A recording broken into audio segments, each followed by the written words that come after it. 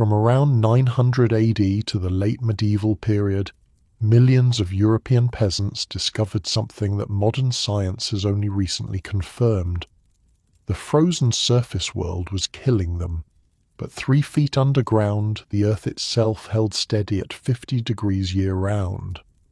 While historians focused on kings and castles, archaeologists have been uncovering elaborate networks of underground shelters that kept entire families alive through brutal winters, Viking raids, and fires that consumed whole villages.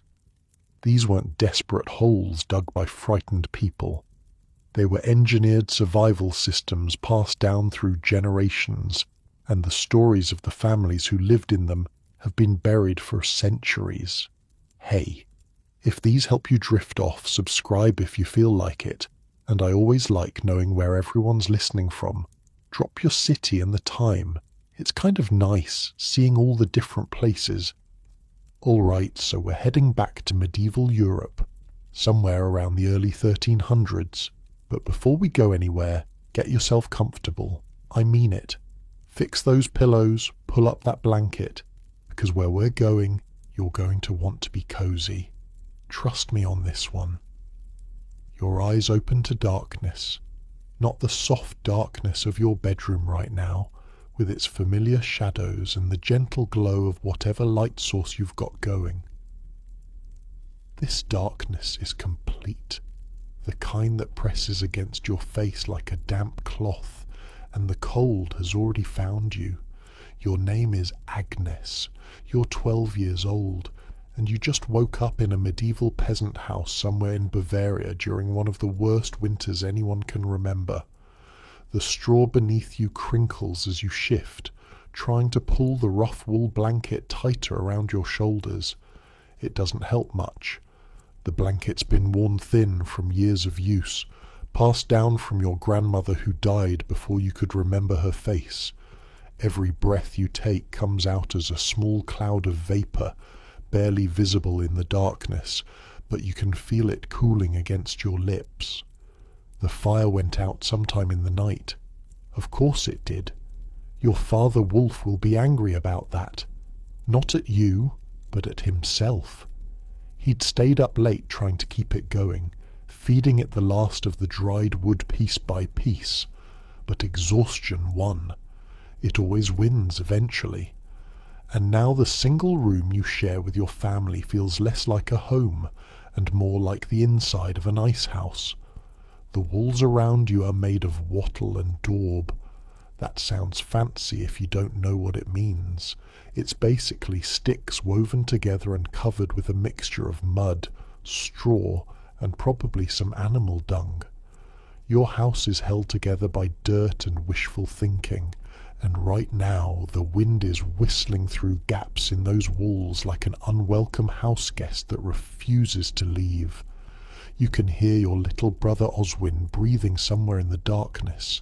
He's 7, and he's managed to burrow so deep into the straw pile that he's probably the warmest person in the house. Smart kid. Annoying, but smart. Your mother Edith is already awake. You can tell because you hear the soft scraping sound of her trying to coax the embers back to life. She's been doing this since before dawn, probably. The woman barely sleeps anymore.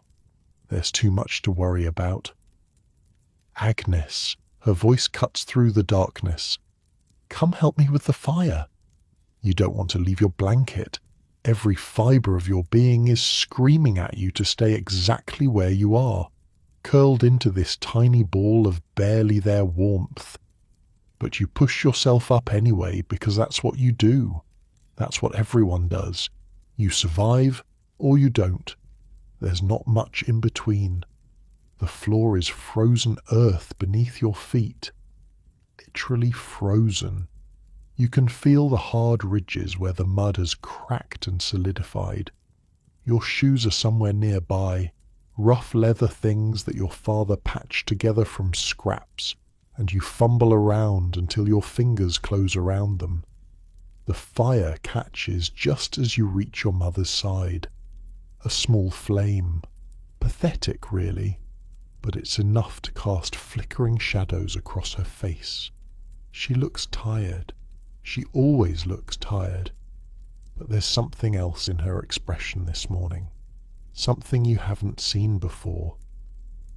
Your father wants to show you something today, she says, keeping her voice low so she doesn't wake Oswin. Something important. What is it? She doesn't answer, just gestures toward the door with her chin, where grey morning light is starting to seep through the cracks in the wooden frame. Your father is standing outside when you emerge, wrapped in layers of wool and a thick cloak made from sheep's hide. The cold hits you like a physical force the moment you step through the doorway. It's the kind of cold that makes your lungs ache and your eyes water, the kind that seeps into your bones and stays there. The village is quiet. Too quiet, actually. Usually by this hour there's some activity. Farmers heading to check on livestock, women carrying water from the well, children running errands. But today the paths between the houses are empty except for the snow that fell during the night. Fresh powder covering everything in a deceptive blanket of white that makes the world look peaceful. It's not peaceful. Nothing about this world is peaceful. Come, your father says. Just that one word. He turns and starts walking toward the edge of the village, toward the low hills that rise beyond the last cluster of houses. You follow him because that's what you do. You don't ask questions. Not yet, anyway. The snow crunches beneath your feet as you walk. It's the only sound in the entire landscape, that rhythmic crunch, crunch, crunch that marks each step. Your father moves with purpose, like he knows exactly where he's going, which he does. He's been walking this path for 20 years, longer, probably, since before you were born. When you reach the hillside, he stops. You look around, confused. There's nothing here, just a gentle slope covered in snow, some bare trees in the distance, and a pile of stones that might have been a wall once but has long since crumbled into a scattered heap. Look carefully, your father says. You look. You see snow, stones, dead grass poking through the white in patches. Nothing special. I don't see anything. He almost smiles. Almost. Your father isn't much for smiling these days, but there's a flicker of something in his eyes. Pride, maybe, or anticipation. He walks to the pile of stones and kneels down. His bare hands, cracked and weathered from years of work, brush away snow from what looks like just another rock. But it's not. As he clears more snow away, you see that it's actually a wooden cover, cleverly disguised to look like part of the natural landscape. He lifts it. Beneath is a hole. Not just any hole. Steps, carved into the earth itself, descending into darkness. This is our earth house, your father says. Your grandfather built it. His father before him. And today, you learn what it really is. He goes first, disappearing into the ground like the earth is swallowing him. You hesitate at the entrance, staring down into the blackness. Every instinct tells you this is wrong, that humans don't belong underground, that you should stay in the light, stay in the cold, stay where you can at least see what's trying to kill you. But then something remarkable happens. Warm air rises from the opening. Not hot, but warm. Noticeably, undeniably warmer than the frozen world above. You descend. The steps are narrow and uneven, carved into packed earth that's been reinforced with wooden planks in some places. You have to duck your head as the passage angles downward, one hand trailing along the wall for balance.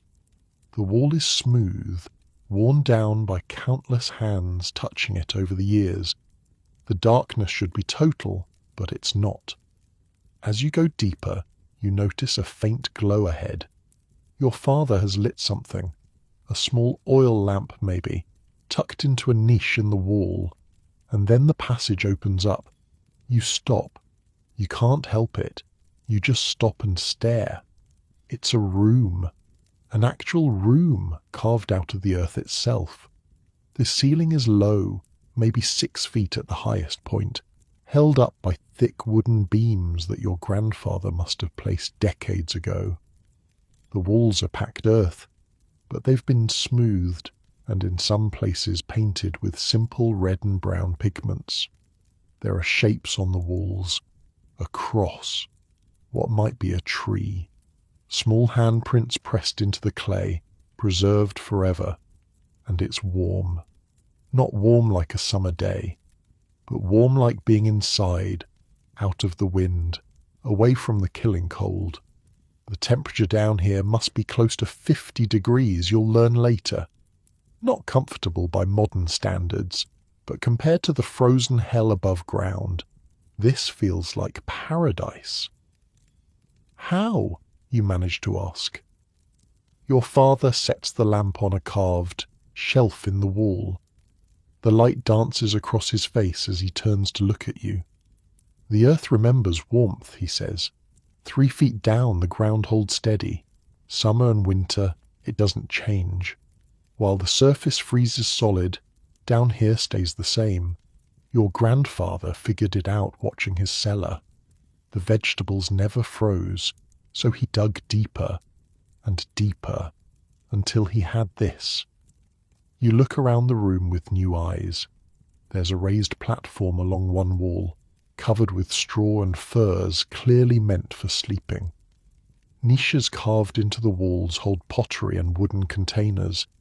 In one corner you can see where a tunnel leads off into more darkness. There's more. 3 chambers, your father says. This one for living, another for storing food, and a passage that connects to Eric's farm in case we need to escape without being seen. Eric, your neighbour. You suddenly remember that he's never mentioned having an underground house of his own. But of course he wouldn't mention it. Nobody mentions these things. That's the whole point. Your father walks to one of the walls and runs his hand along it. Feel this. You step forward and press your palm against the packed earth. It's not cold like you expected. It's cool, yes, but not cold. And there's something else. The texture is different in this spot, rougher. Clay mixed with straw, your father explains. Like building a wall above ground, but stronger. The straw keeps it from cracking. The clay keeps the moisture out. Took my father 3 winters to get it right. Kept collapsing at first. He moves to the corner where the tunnel disappears. That passage angles downward for the first 10 feet. You know why? You shake your head. Cold air sinks. Warm air rises. By angling the entrance down, then up into this chamber, the cold air never reaches us. It settles at the lowest point of the tunnel and stays there. The warm air we create stays up here. He taps his temple. Your grandfather couldn't read a single word, but he understood something that the builders of great cathedrals probably never thought about. Something moves in the darkness of the tunnel. You tense, your hand instinctively reaching for anything you could use as a weapon. But it's just a rat scurrying along the wall before disappearing into a crack. Your father doesn't even flinch. Rats we can handle. It's the other things we built this for. What other things? He looks at you, really looks at you, in that way he has when he's about to say something he's been holding back. Men, he says simply. Men are what we hide from. The word hangs in the air between you. You've heard stories, of course. Everyone has heard stories. Raids on villages farther north. Armies passing through and taking whatever they wanted. Bandits who prey on isolated farms. But your village has been lucky. So far. Last winter, your father continues, word came that a band of armed men was moving through the forest. 20 of them, maybe more. Coming this way. You didn't know this. Nobody told you this. The whole village came down here. 43 people in 3 connected earth houses for 11 days. We heard them pass by overhead on the second day. Horses, wagons. They found the village empty and took what they could carry. The grain from the storehouse, most of the chickens, your mother's best cooking pot. He says that last part with something that might be dark humour. His wife's cooking pot among the casualties of survival. But they didn't find us. They couldn't, because we weren't there. We were here. You look around the chamber again. 43 people, 11 days. In spaces like this, carved out of the raw earth by people who weren't architects or engineers, just farmers, just families, just people who wanted to live. Your father reaches up and takes something from one of the shelves, a piece of charcoal burnt down to almost nothing. See these marks on the wall? These lines? You look where he's pointing. Near the sleeping platform there's a series of scratches in the clay, short vertical lines grouped in sets of 5, 4 standing, 1 crossed through them. 11 days, your father says. Someone marked each one. I don't remember who. We were all just waiting and trying not to make any sound that might carry to the surface. The children were the hardest to keep quiet. Oswin wasn't born yet, but there were other little ones. He puts the charcoal back on the shelf. That's why you're here today, Agnes.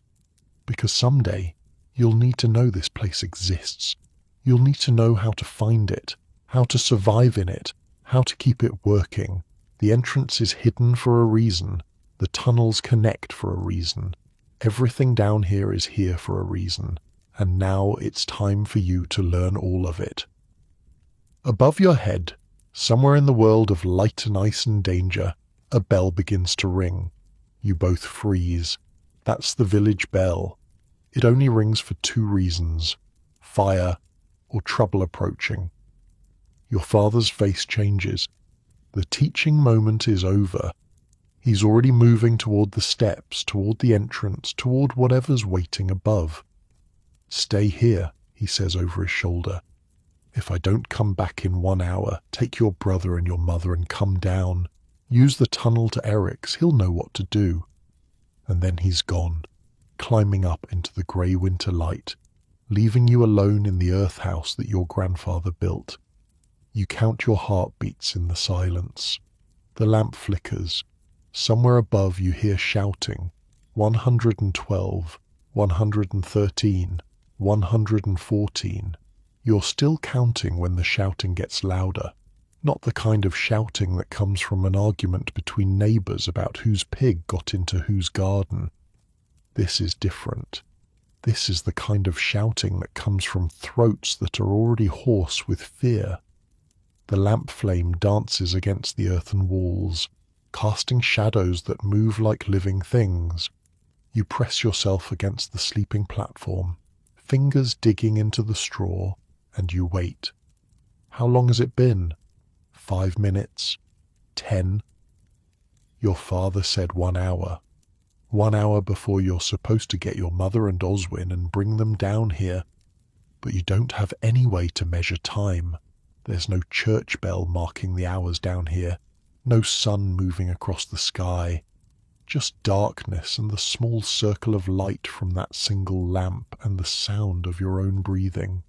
Footsteps, heavy, fast, coming down the passage. Your heart slams against your ribs so hard you're surprised it doesn't crack them. You look around for something, anything, you could use as a weapon. There's a wooden ladle in one of the wall niches. It's not much, but it's better than nothing. The footsteps get closer, and then your mother's face appears in the lamplight, and behind her, your father carrying Oswin in his arms. The little boy is still half asleep, confused, rubbing his eyes with his fists. Move, your father says. Just that one word, but the way he says it makes you scramble backward instantly. More footsteps behind them. More people coming down the passage. Old Gerda from 3 houses over, moving faster than you've ever seen her move, her grey hair wild around her face. Behind her, the blacksmith's son Henrik and his pregnant wife Marta. Then the widow Brunhild with her 4 children ranging from nearly grown to barely walking, the littlest one crying and Brunhild trying to shush him as she stumbles down the uneven steps. Keep them quiet, your father says, but he's not looking at anyone in particular. He's looking back up the passage toward the entrance. For the love of God, keep the children quiet. Your mother takes Oswin from his arms and pulls you close. You can feel her trembling, not from the cold. Your mother never trembles from the cold. She's trembled through 35 winters and never let the temperature break her. But she's trembling now. What's happening, you whisper. She doesn't answer, just shakes her head and holds you tighter. More people keep coming. The chamber that seemed spacious when it was just you and your father is filling up fast. Bodies pressing against bodies, the smell of unwashed wool and fear sweat and someone's garlic breath close enough to make your eyes water. You can hear other sounds now too, coming from somewhere beyond this chamber. People moving into the connected spaces. Eric's earth house must be filling up as well. Your father is the last one down. He pulls the entrance cover into place behind him, and you hear him wedging something against it. A beam, maybe. Something to hold it shut from the inside. How many? Gerda asks. Her voice is steady, which surprises you. The old woman has always seemed fragile, ready to blow away in a strong wind. But there's iron in her now. 20 at least, maybe 30. Hard to count. They came from the North Road. Armed? Swords, axes, some on horseback. Your father's voice drops lower. They have a wagon. A wagon. That means they're planning to take things. You're not sure why that makes it worse, but it does. They're not just passing through. They came here on purpose. They came here to steal. Did anyone see you come this way? That's Henrik, the blacksmith's son. His arm is wrapped protectively around Marta's shoulders. Her belly is huge, round as the moon. She must be close to her time. I don't think so. Most of them headed for the storehouse first. They'll be busy for a while. Somewhere above you, muffled by 3 feet of packed earth, you hear something crash. Heavy, like a door being kicked in, or a wall coming down. Oswin whimpers. Shh, shh, little one. Your mother's voice is barely a whisper. She rocks him against her chest like he's still a baby. We're playing the quiet game now. Remember the quiet game. Whoever makes the least noise wins. He looks up at her with wide eyes. He's 7, old enough to know something is very wrong, young enough that he can still be fooled into thinking it's a game. The widow Brunhild is having less luck with her youngest. The toddler is maybe 2 years old, and she doesn't understand games. She understands that it's dark and crowded and scary, and she wants to cry about it. Her older siblings are trying to help, making silly faces, offering her a carved wooden horse to play with, but nothing's working. Give her to me, Gerda says. Brunhild hesitates. I raised 6 of my own and buried 4. Give her to me. She takes the child and does something with her fingers, some rhythmic tapping pattern on the little girl's back that you've never seen before. Within 30 seconds the crying stops. The toddler's eyes are still open, but she's calm now, thumb in her mouth, watching the lamp flame dance. My grandmother taught me that, Gerda says quietly. Works on goats too. Despite everything, despite the terror pressing down on all of you like a physical weight, Henrik lets out a small snort of laughter. He clamps his hand over his mouth immediately, horrified at himself, but it's too late. The sound escapes. Everyone freezes. You listen. Count to 10, 20, 30. Nothing happens. Whatever's going on up there, they didn't hear. 3 feet of earth between you and them is enough, at least for now. Time stretches in strange ways underground. Minutes feel like hours. You're pressed between your mother and the earthen wall, Oswin curled in your mother's lap, your father standing near the entrance passage with Henrik and 2 other men you recognize from the village. They're talking in voices so low you can't make out the words, just the rumble of sound. Marta sits on the sleeping platform, hands resting on her belly. Brunhild's children have formed a little cluster nearby, the older ones watching the younger ones, everyone's faces ghost pale in the lamplight. Gerda still holds the toddler, rocking her gently, and you sit there, pressed against the wall that your grandfather smoothed with his own hands, and you think about the people above you. Are they in your house right now, going through your things? There's not much to take. The cooking pot your mother loved is already gone from last time. There's some grain stored in a barrel near the hearth, some dried herbs hanging from the rafters, your father's tools. The only valuable thing in the whole house is a small silver cross that belonged to your grandmother, and your mother had the sense to grab that before they ran. You feel her hand touch it now, through the fabric of her dress where it hangs on a cord around her neck. A reflex, making sure it's still there.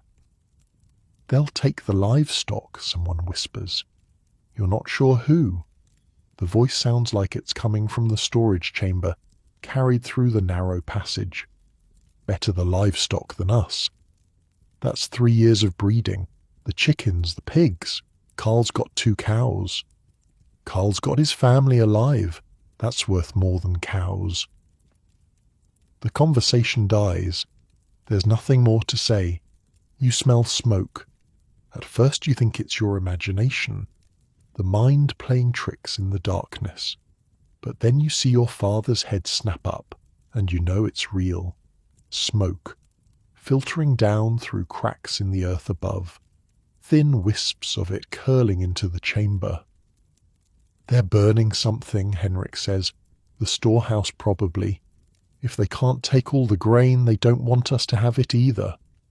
What if they burn the whole village? Your father doesn't answer. He doesn't have to. Everyone in this chamber knows what happens if they burn the whole village. You'll survive down here, sure. The fire can't reach you through 3 feet of packed earth. But when you come up, there'll be nothing left. No houses, no barns, no food except what's stored in these underground chambers, and winter has barely begun. The smoke gets thicker, not enough to choke on, but enough that the air tastes different. Acrid. Wrong. Marta coughs, covers her mouth immediately, eyes wide with apology. Her husband moves closer, shielding her body with his own like that could somehow protect her from the smoke. There's air coming through the passage, your father says. The tunnel to Eric's. His entrance is on the other side of the hill. The smoke can't reach that far. Then we move that way. Slowly, quietly. Everyone follow me. The next few minutes are a blur of shuffling bodies and whispered directions. You keep one hand on your mother's dress, terrified of losing her in the darkness as you move through the narrow passage. The stone walls press in on both sides. You can feel the ceiling getting lower. At one point you have to duck, then crouch, then practically crawl for about 10 feet before the passage opens up again. Eric's chamber is smaller than yours. Somehow there are already people here. His wife Inga and their 3 children, plus the tanner's family and old Hans who lives alone at the edge of the village and smells like the goats he keeps. 43 people. That's how many your father said hid here last time. You look around at the faces trying to count. You lose track somewhere around 35. The lamplight doesn't reach everyone.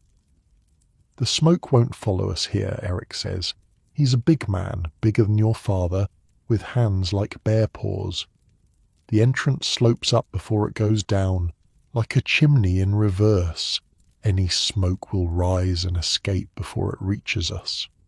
How long do we wait? That's Brunhild, still holding her now sleeping toddler. Until they leave. And if they don't leave, they always leave. There's nothing left for them once they've taken what they want. Hours pass. At least you think it's hours. There's no way to know for sure.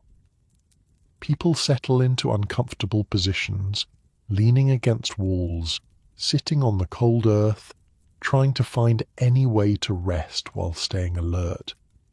The children eventually sleep, exhausted by fear and boredom in equal measure. Even Oswin finally closes his eyes, his small body curled against your mother like a cat seeking warmth. You don't sleep. You can't. Sometime later, maybe much later, the sounds from above stop. The muffled crashes as distant shouts fade into silence. The smoke smell dissipates, drawn away through whatever cracks it came in through. Still, nobody moves. Your father and Eric exchange looks. Some kind of communication passes between them, the kind that happens between men who've known each other their whole lives and don't need words for everything. "I'll go look," Eric says. "Not alone. Someone needs to stay with the families." Your father nods. He doesn't like it, you can tell, but he nods.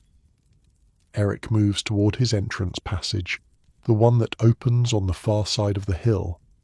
He moves quietly for such a big man. Years of practice, maybe. Or just the knowledge that his life depends on not being heard. He's gone for what feels like forever. When he comes back, his face tells the story before his mouth does. They're gone, headed south along the river road. I watched until I couldn't see them anymore. The village? The storehouse is ash. 2 of the houses on the north end are gone too. The ones closest to the road. He pauses. The church is still standing. Everything else between there and the south fields looks untouched. Your house is south of the church. Your father lets out a breath he's probably been holding for hours. "We wait until dark," he says. "Then we go up, a few at a time, quietly, in case they left anyone behind to watch." The waiting is the hardest part. You've survived the raid itself, hidden underground while men with swords and axes walked over your head. You should feel relief.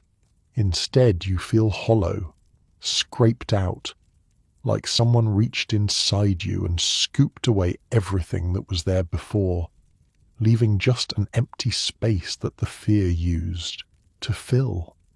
Your mother strokes your hair. She doesn't say anything. There's nothing to say. When darkness finally comes above and your father tells you it's time to move, your legs have gone numb from sitting so long. You stumble on the uneven passage floor, catch yourself against the wall, keep going.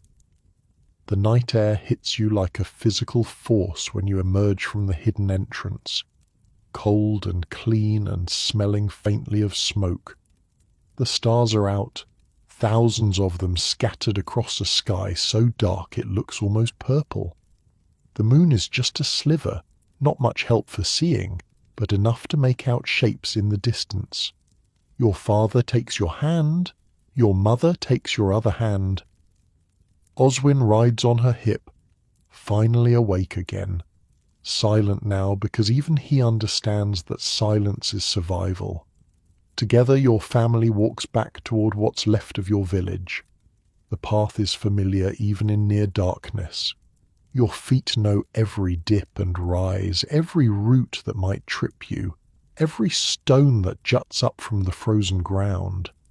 You've walked this path 1,000 times before, but tonight it feels different. Tonight it feels like the path through a land you don't recognize anymore. You smell the storehouse before you see it. that charred, wet smell of burned wood and grain. It reminds you of the time your mother scorched porridge so badly that the pot had to be scrubbed for hours. Multiply that by 1,000 and you're getting close. When you finally reach the village centre, you stop. Your whole family stops. Even Oswin, who's too young to fully understand what he's looking at. The storehouse is gone. Not damaged. Gone. Just a heap of black timbers and grey ash, still releasing thin wisps of smoke into the night air. The grain that was supposed to carry the village through winter is nothing but carbon now, mixed with the remnants of the building that held it. 2 houses to the north are the same, the Gruber family's place, the widow Marta's old cottage, black skeletons of what used to be homes, still warm enough that you can feel the heat from 20 feet away. But your house is standing. Your father walks toward it slowly, like he's approaching a wild animal that might startle and run. He pushes open the door, goes inside, comes back out a minute later.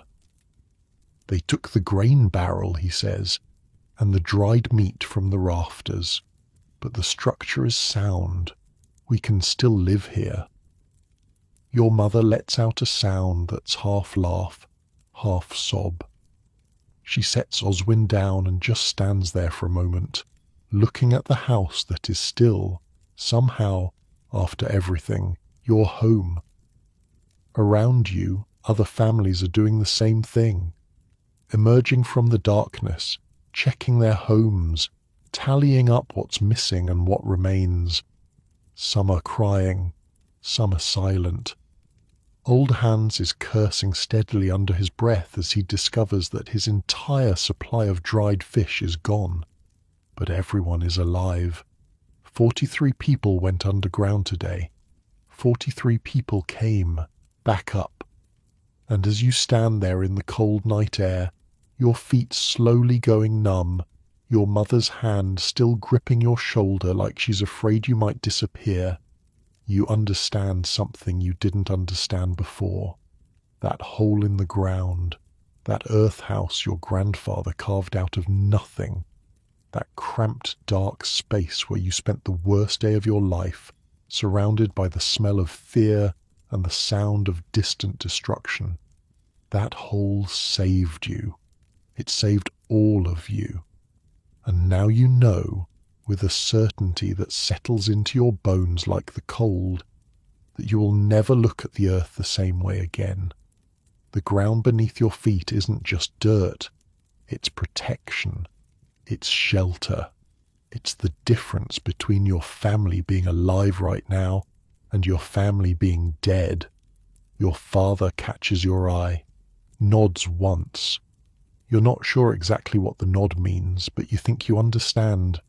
This is your inheritance, not land, not livestock, not silver or gold. This is the knowledge of how to survive. And tomorrow, when the sun rises on the ashes of the storehouse and the ruins of your neighbours' homes, you will go back down into that underground chamber with your father, and he will teach you everything he knows about maintaining it, expanding it, making it stronger, because this won't be the last time. The raiders will come again. They always come again, and when they do, you'll be ready. The sun rises grey and cold over what's left of the village. You didn't sleep much. None of you did. Your family huddled together on the straw mattress, all 4 of you piled under every blanket and fur you own, and you stared at the ceiling listening to the wind whistle through the cracks in the walls. Every sound made you flinch, a branch snapping in the forest, a dog barking somewhere, the creak of settling wood. Your brain kept insisting the raiders were coming back, even though your father said they were gone, even though you watched them disappear down the south road yourself. But morning came anyway, like it always does, and with it comes the full weight of what happened. The village gathers in front of the church. It's the only building big enough to hold everyone, and Father Bernard has opened the doors even though it's not Sunday. His face looks 10 years older than it did yesterday. Everyone's face does. The storehouse is gone, the headman says. His name is Otto, and he's been running this village for longer than you've been alive. He's a big man, barrel-chested, with a voice that carries across fields when he needs it to. But today his voice sounds thin, worn down. That was 3/4 of our winter grain. The rest was in individual homes. Some of it's been taken, some is still there. He looks around at the gathered faces. About 60 people in total, counting the children. Not everyone survived the night unscathed. Marta, Henrik's pregnant wife, started having pains during the hours underground and had to be carried back to her house. The widow Brunhild's oldest boy twisted his ankle badly in the dark. Old Hans is still complaining about his fish, though nobody's really listening to him anymore. We need to take stock, Otto continues. Every family, every barrel of grain, every piece of dried meat. I need to know exactly what we have. Then we figure out how to make it last until spring. Your father steps forward. There's more food than you think. Heads turn. Otto raises an eyebrow. Underground, your father says. The storage chambers. Some families have been keeping provisions down there for years. It's cooler than any cellar. Things last longer. A murmur runs through the crowd. Some people are nodding. They know about this. Others look confused, like they're hearing about underground storage for the first time, which they might be. Not everyone shares secrets equally. How much are we talking about? Otto asks. Between Eric and me, probably enough grain for both families for 3 months, plus root vegetables, dried meat, ale. More murmurs. Some of them sound angry now. Why should your family have 3 months of food when the Gruber family lost their house and everything in it? Your father holds up a hand. I'm not saying we keep it for ourselves. I'm saying we pool everything, underground and above, share it equally. But the underground stores need to be managed carefully. The temperature stays steady down there, but only if we don't disturb it too much. Open the entrance too often, and you let the warm air out. Otto considers this. He's a practical man, which is probably why he's survived as headman for so long. Show me, he says finally. Show me what you have. And that's how you end up spending the rest of the morning underground again, this time with your father, Otto, Eric, and 2 other men from the village council. The storage chamber is different from the living chamber you saw yesterday. It's deeper, for one thing. The passage slopes down at a steeper angle, and by the time you reach the bottom, you figure you must be at least 8 feet below the surface. Maybe more. Your father lights a torch, and the flickering light reveals something that makes you catch your breath. Barrels. Wooden barrels, maybe a dozen of them, lined up along the walls like soldiers standing at attention. Each one is sealed with a thick layer of what looks like tallow or clay, something to keep the air out and the moisture in. Your father taps one of them with his knuckle. Wheat, he says. Barley in the next 2. Oats after that. We rotate through them. Oldest first, newest to the back. That way nothing sits too long. Otto walks along the row, examining each barrel.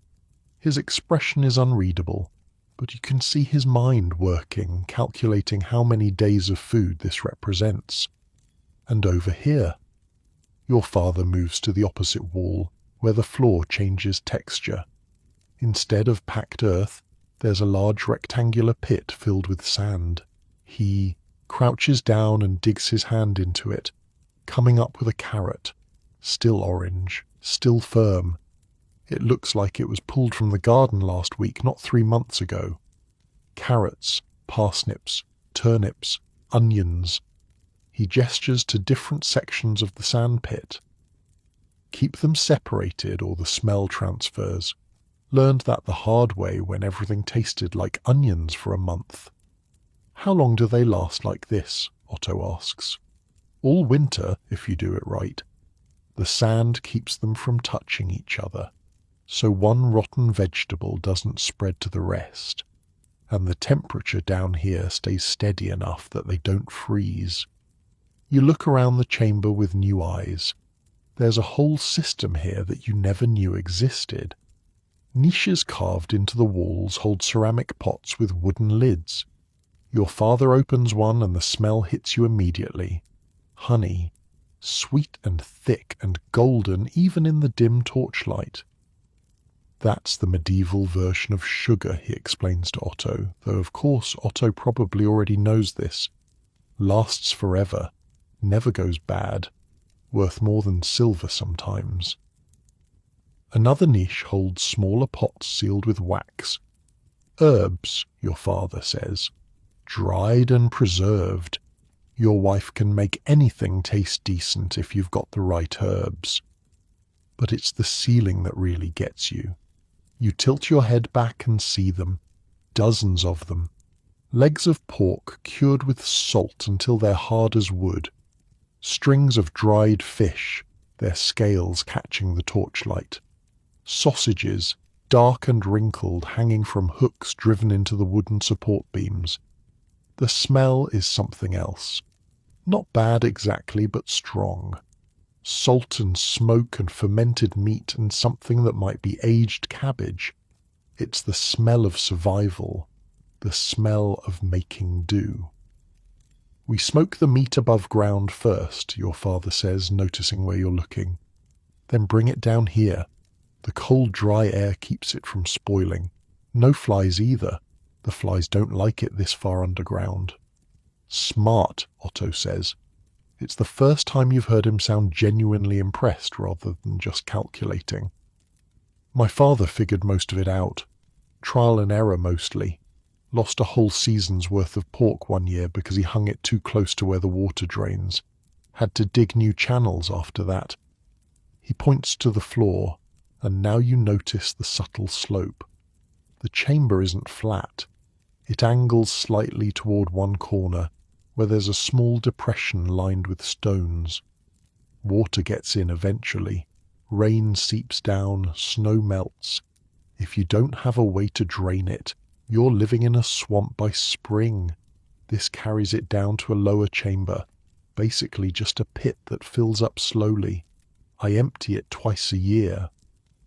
Otto has been quiet for a while, taking all of this in. Finally he speaks. How many families in the village have setups like this? Your father exchanges a look with Eric. Maybe 6 or 7 that I know of. Some bigger, some smaller.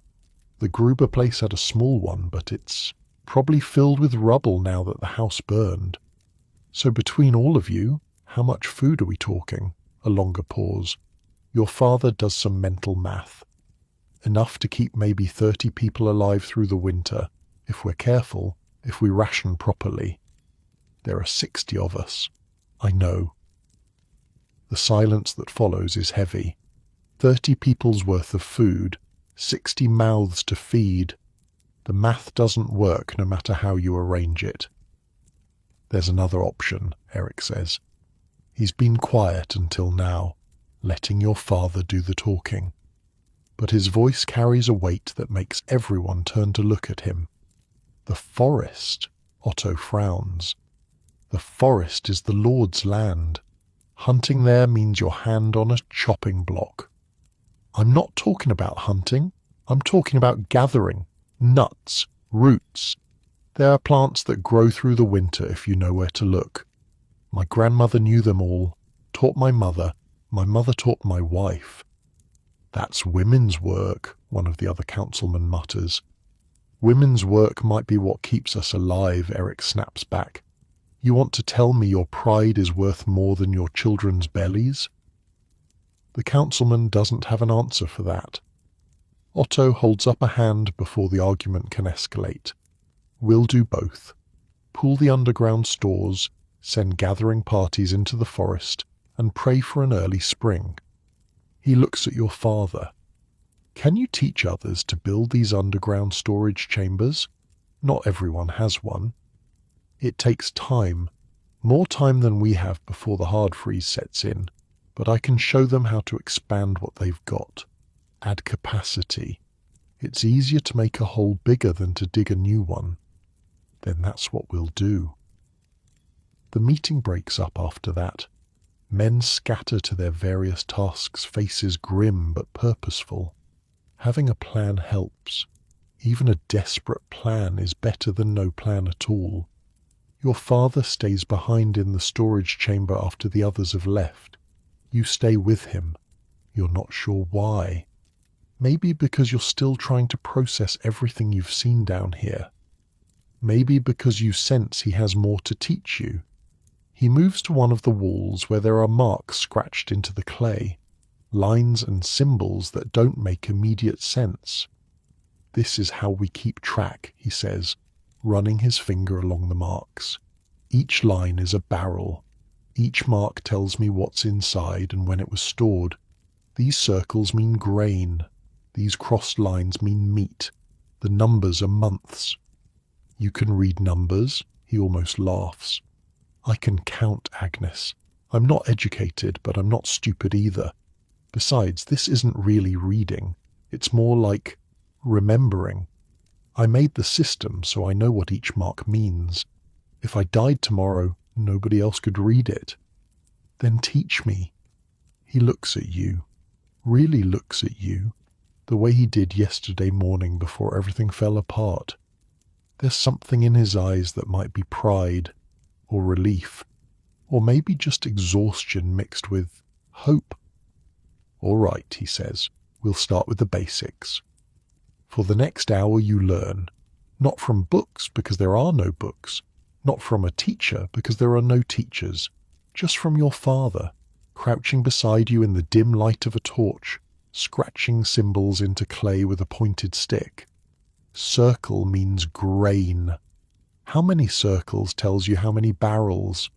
A slash through the circle means the barrel is opened and being used. A cross means it's empty and needs to be refilled. Crossed lines mean meat. Position on the wall tells you which hook it's hanging from. A dot next to the crossed lines means pork. 2 dots mean fish. 3 dots mean sausage. The numbers are simpler. 1 mark for each month since storage. When the marks reach 12, the food is probably no good anymore, though some things last longer than others. Honey never gets marks because honey never goes bad. Your father thinks it might actually be immortal. What about the vegetables, you ask, pointing toward the sandpit? Those I don't track. Too many of them, and they move around too much. I just dig down and see what's there. If it's soft, throw it out. If it's firm, eat it. That's not very organized. Organization has limits, Agnes. At some point you have to trust your hands and your nose more than marks on a wall.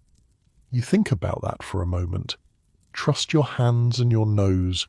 It's good advice for vegetables, but you suspect it applies to more than that. The torch is starting to sputter.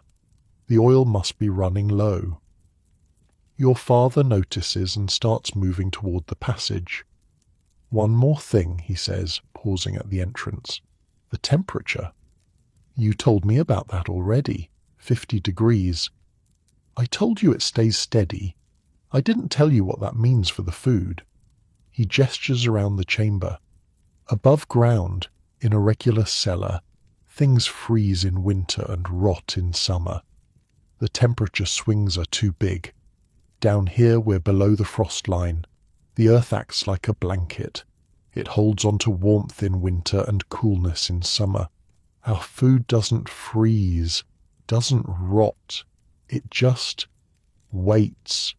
He taps the wall. 3 feet of earth above our heads. That's all it takes. 3 feet between us and the cold. 3 feet between us and everything that wants to kill us up there. 3 feet. It doesn't seem like much. When you think about all the things that could go wrong, All the dangers that exist in the world above. 3 feet of dirt seems like nothing. A shovel could cut through it in an hour. A fire could dry it out and make it crumble. Heavy rain could turn it to mud that collapses in on itself. But your grandfather figured out how to make those 3 feet work, how to angle the passages so cold air couldn't settle, how to mix clay and straw so the walls wouldn't crack, how to position the entrance so it would be invisible from above. 3 feet of earth, shaped by human hands into something that could save lives. Your father is already climbing back up the passage. You follow him, one hand trailing along the smooth wall, feeling the generations of palms that have touched this same surface before you.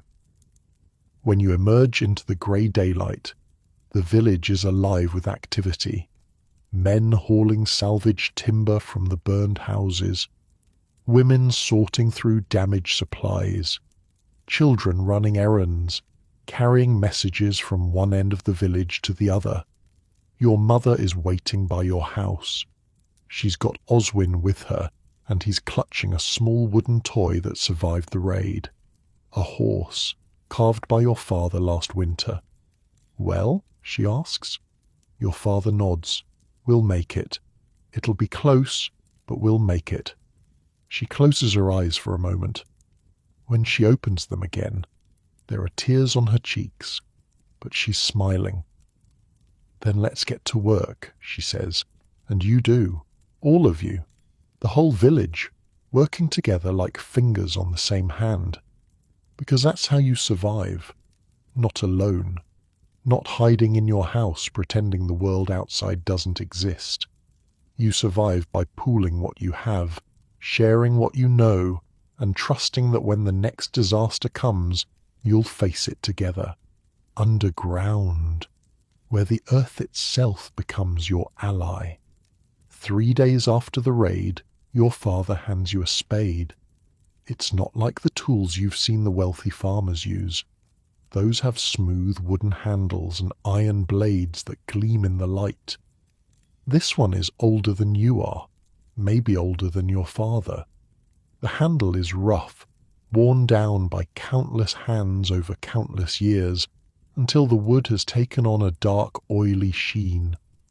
The iron blade is pitted and scratched, sharpened so many times that it's noticeably thinner on one side than the other. This was your grandfather's, your father says. He dug half the chambers with this. The other half he dug with a pick that broke 20 winters ago and had to be reforged. The blacksmith still complains about that job. You take the spade. It's heavier than you expected. The balance is wrong somehow, like someone attached a rock to the end of a stick and called it a tool. But when you hold it the way your father shows you, hands positioned just so, the weight shifts and suddenly it feels like an extension of your arm. Every tool in this village has a story, your father continues. This spade has dug more holes than you can count. Graves, cellars, ditting channels for irrigation. But underground work is what it was made for. The blade is narrower than a farming spade. See? That's intentional. In a tight passage, you need to be able to swing without hitting the walls. He takes it back for a moment, demonstrating the motion. Short, controlled strokes, not the wide arcs you'd use in a field. Today, you learn to dig, he says, handing it back. Not just any digging, underground digging. It's different. You're standing at the edge of the village, near the hillside where your family's earth house is hidden. But you're not going down into it. Instead, you're standing in front of a patch of ground that looks exactly like every other patch of ground around it. The Gruber family lost their house, your father explains. Lost their underground chamber too. The collapse filled it with rubble. They're staying with relatives now, but they need a new one. Headman Otto wants us to teach them how to build. Us, he said us, like you're part of this now, like you know what you're doing. You don't know what you're doing, but you're about to learn. The Grubers arrive a few minutes later. Klaus Gruber is a thin man with nervous hands and a wife named Hilda, who looks like she hasn't slept since the fire. Their 2 children, a boy about your age named Friedrich, and a girl maybe 8 named Lotta, trail behind them looking lost. "Show me where you want it," your father says. Klaus leads him to a spot on the hillside not far from where your own entrance is hidden. "Here," he says, "this is where ours was before. We know the area." Your father crouches down and examines the ground, picks up a handful of dirt, lets it sift through his fingers, frowns. "Not here. But our old chamber, your old chamber collapsed. There's a reason for that." Your father stands and points to a spot about 20 feet to the left. "There, that's where you build." Klaus looks confused. The 2 spots look identical to you. Grass, dirt, some rocks. What's the difference? Your father must see the question in everyone's faces because he walks over to the spot Klaus originally chose and stomps his foot on the ground. The thud is hollow, almost like hitting a drum. Hear that? There's a natural cavity under here, a gap in the rock, probably from water running through years ago. Build on top of that and your walls have nothing solid to rest against. They'll shift, crack, eventually fall in. He walks to the spot he recommended and stomps again. This thud is solid, dense, the sound of packed earth all the way down. Here, you've got clay mixed with stone. It'll hold. You file this information away. Listen to the ground. The ground will tell you if it's safe. "We start by clearing the surface," your father says. "Agnes, show them." Wait. What? He's looking at you with that expression he gets when he's testing you, seeing if you've been paying attention. You have been. You just didn't realize you'd be the one demonstrating. You step forward, trying to project confidence you don't feel, and start scraping away the dead grass and loose topsoil with your grandfather's spade. The key, you remember from watching your father work on repairs last year, is to cut a clean edge. Mark out your boundaries first, then work inward. "Square or rectangle," you say, your voice steadier than you expected. "Never round. Round looks easier, but the walls are harder to brace. Square walls can lean against wooden beams. Round walls need more support." Your father nods. There's something in his eyes that might be pride. You cut a rectangle into the earth, about 6 feet by 8 feet. Big enough for a storage chamber, small enough to dig in a reasonable time. The grass comes away in clumps, roots clinging to the soil like they're trying to hold on. "Now," your father says, taking over, "we dig." And you do, for hours. The first foot is the hardest, which doesn't make sense until your father explains it. The surface layer is full of roots, rocks, old bones from animals that died here years ago. Every thrust of the spade hits something that stops you cold. You spend as much time clearing debris as you do actually moving earth. But once you get past that first foot, things change. The soil becomes more uniform. Clay, mostly, packed tight by the weight of everything above it. It doesn't crumble when you cut into it. It holds its shape like bread dough, dense and heavy. "This is what you want," your father says, holding up a clod of the clay. "See how it sticks together? When we pack this into walls, it'll stay put. Sandy soil falls apart. Pure mud turns to slop when it rains. But clay mixed with a little sand and a little rock, that's your building material right there." The sun moves across the sky. Your arms start to burn, then your shoulders, then your back. Muscles you didn't know you had are screaming at you to stop, but you don't stop because everyone else is still digging, and you're not going to be the first one to quit. By midday, the hole is 3 feet deep. Your father calls for a rest. You collapse against a tree, breathing hard, and wonder how anyone ever built anything before machines existed. Your grandfather dug chambers twice this size with nothing but hand tools. It seems impossible now. Superhuman. The hard part is over, your father says, handing you a water skin. First 3 feet are the worst. After that, the earth is more consistent. Fewer surprises. How deep do we go? For storage, 6 feet is enough. For living quarters, 8 is better. Deeper means more stable temperature, but it also means more digging and more risk of hitting water. Water, right. You remember what he said before about the water table? Building near rivers during dry seasons means flooding come spring. How do you know where the water is? Your father points to a cluster of trees about 30 yards away. See how those willows are greener than everything else? Their roots go deep. They're drinking from groundwater that's close to the surface. Dig there and you'll hit water within 4 feet. Dig here, where the grass is shorter and browner, and the water's much deeper, maybe 12 feet, maybe more. You look around with new eyes. The landscape that seemed flat and featureless before is suddenly full of information. The height of the grass, the types of trees, the way the ground dips slightly in some areas and rises in others. All of it telling stories about what's underneath. The afternoon is spent learning about walls.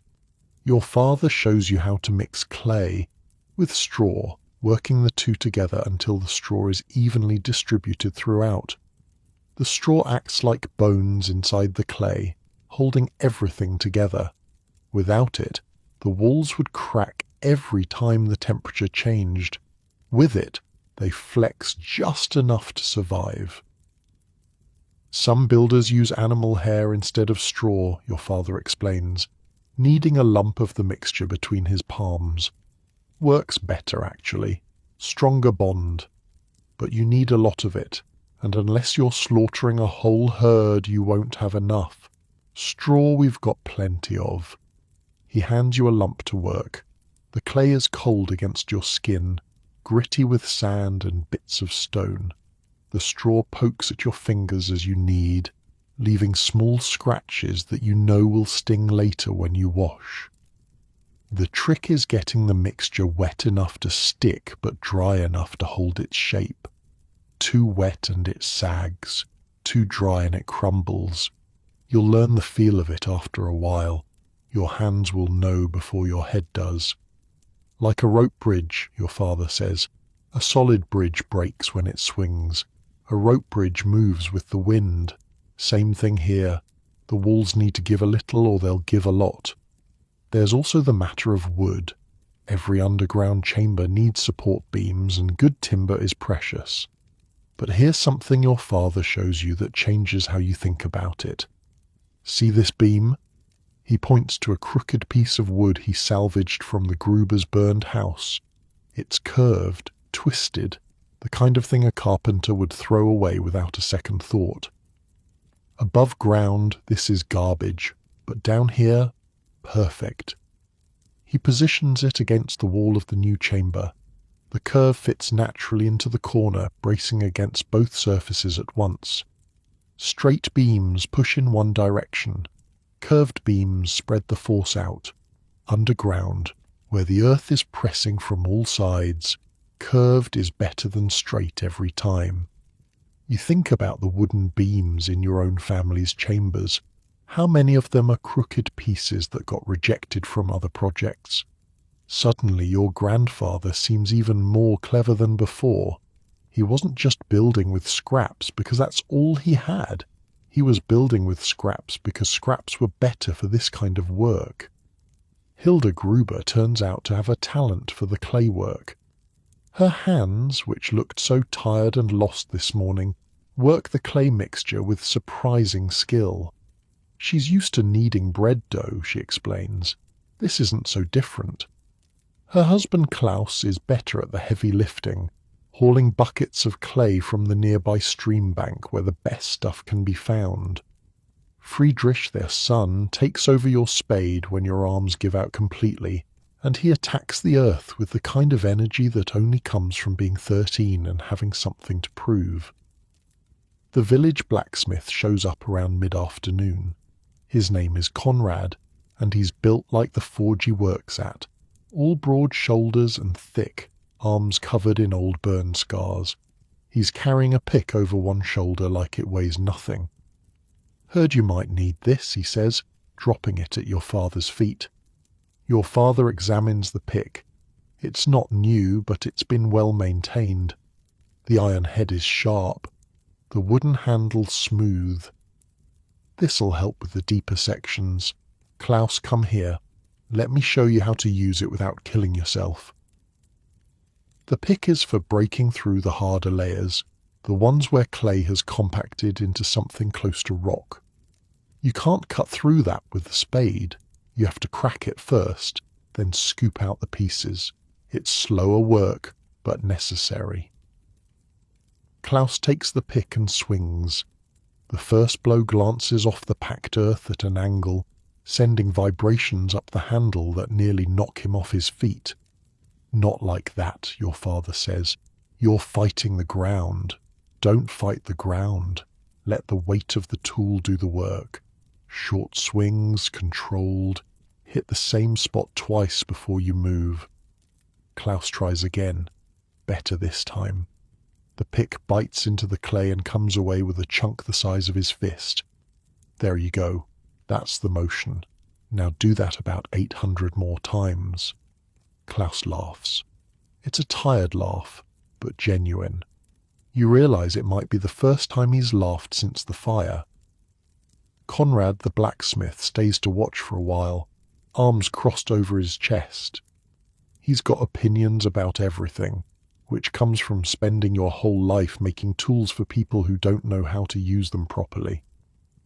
"You're building the walls too thick," he says eventually. Your father looks up, surprised. "Too thick? For storage, that's fine. But if you're planning to use this as a hiding place too, you want thinner walls with more chambers, easier to expand later, easier to connect to neighbors." Your father considers this, nods slowly. "He's right. We've been thinking about this wrong. It's not just one hole in the ground. It's part of a network. The more connections, the more escape routes. So you adjust.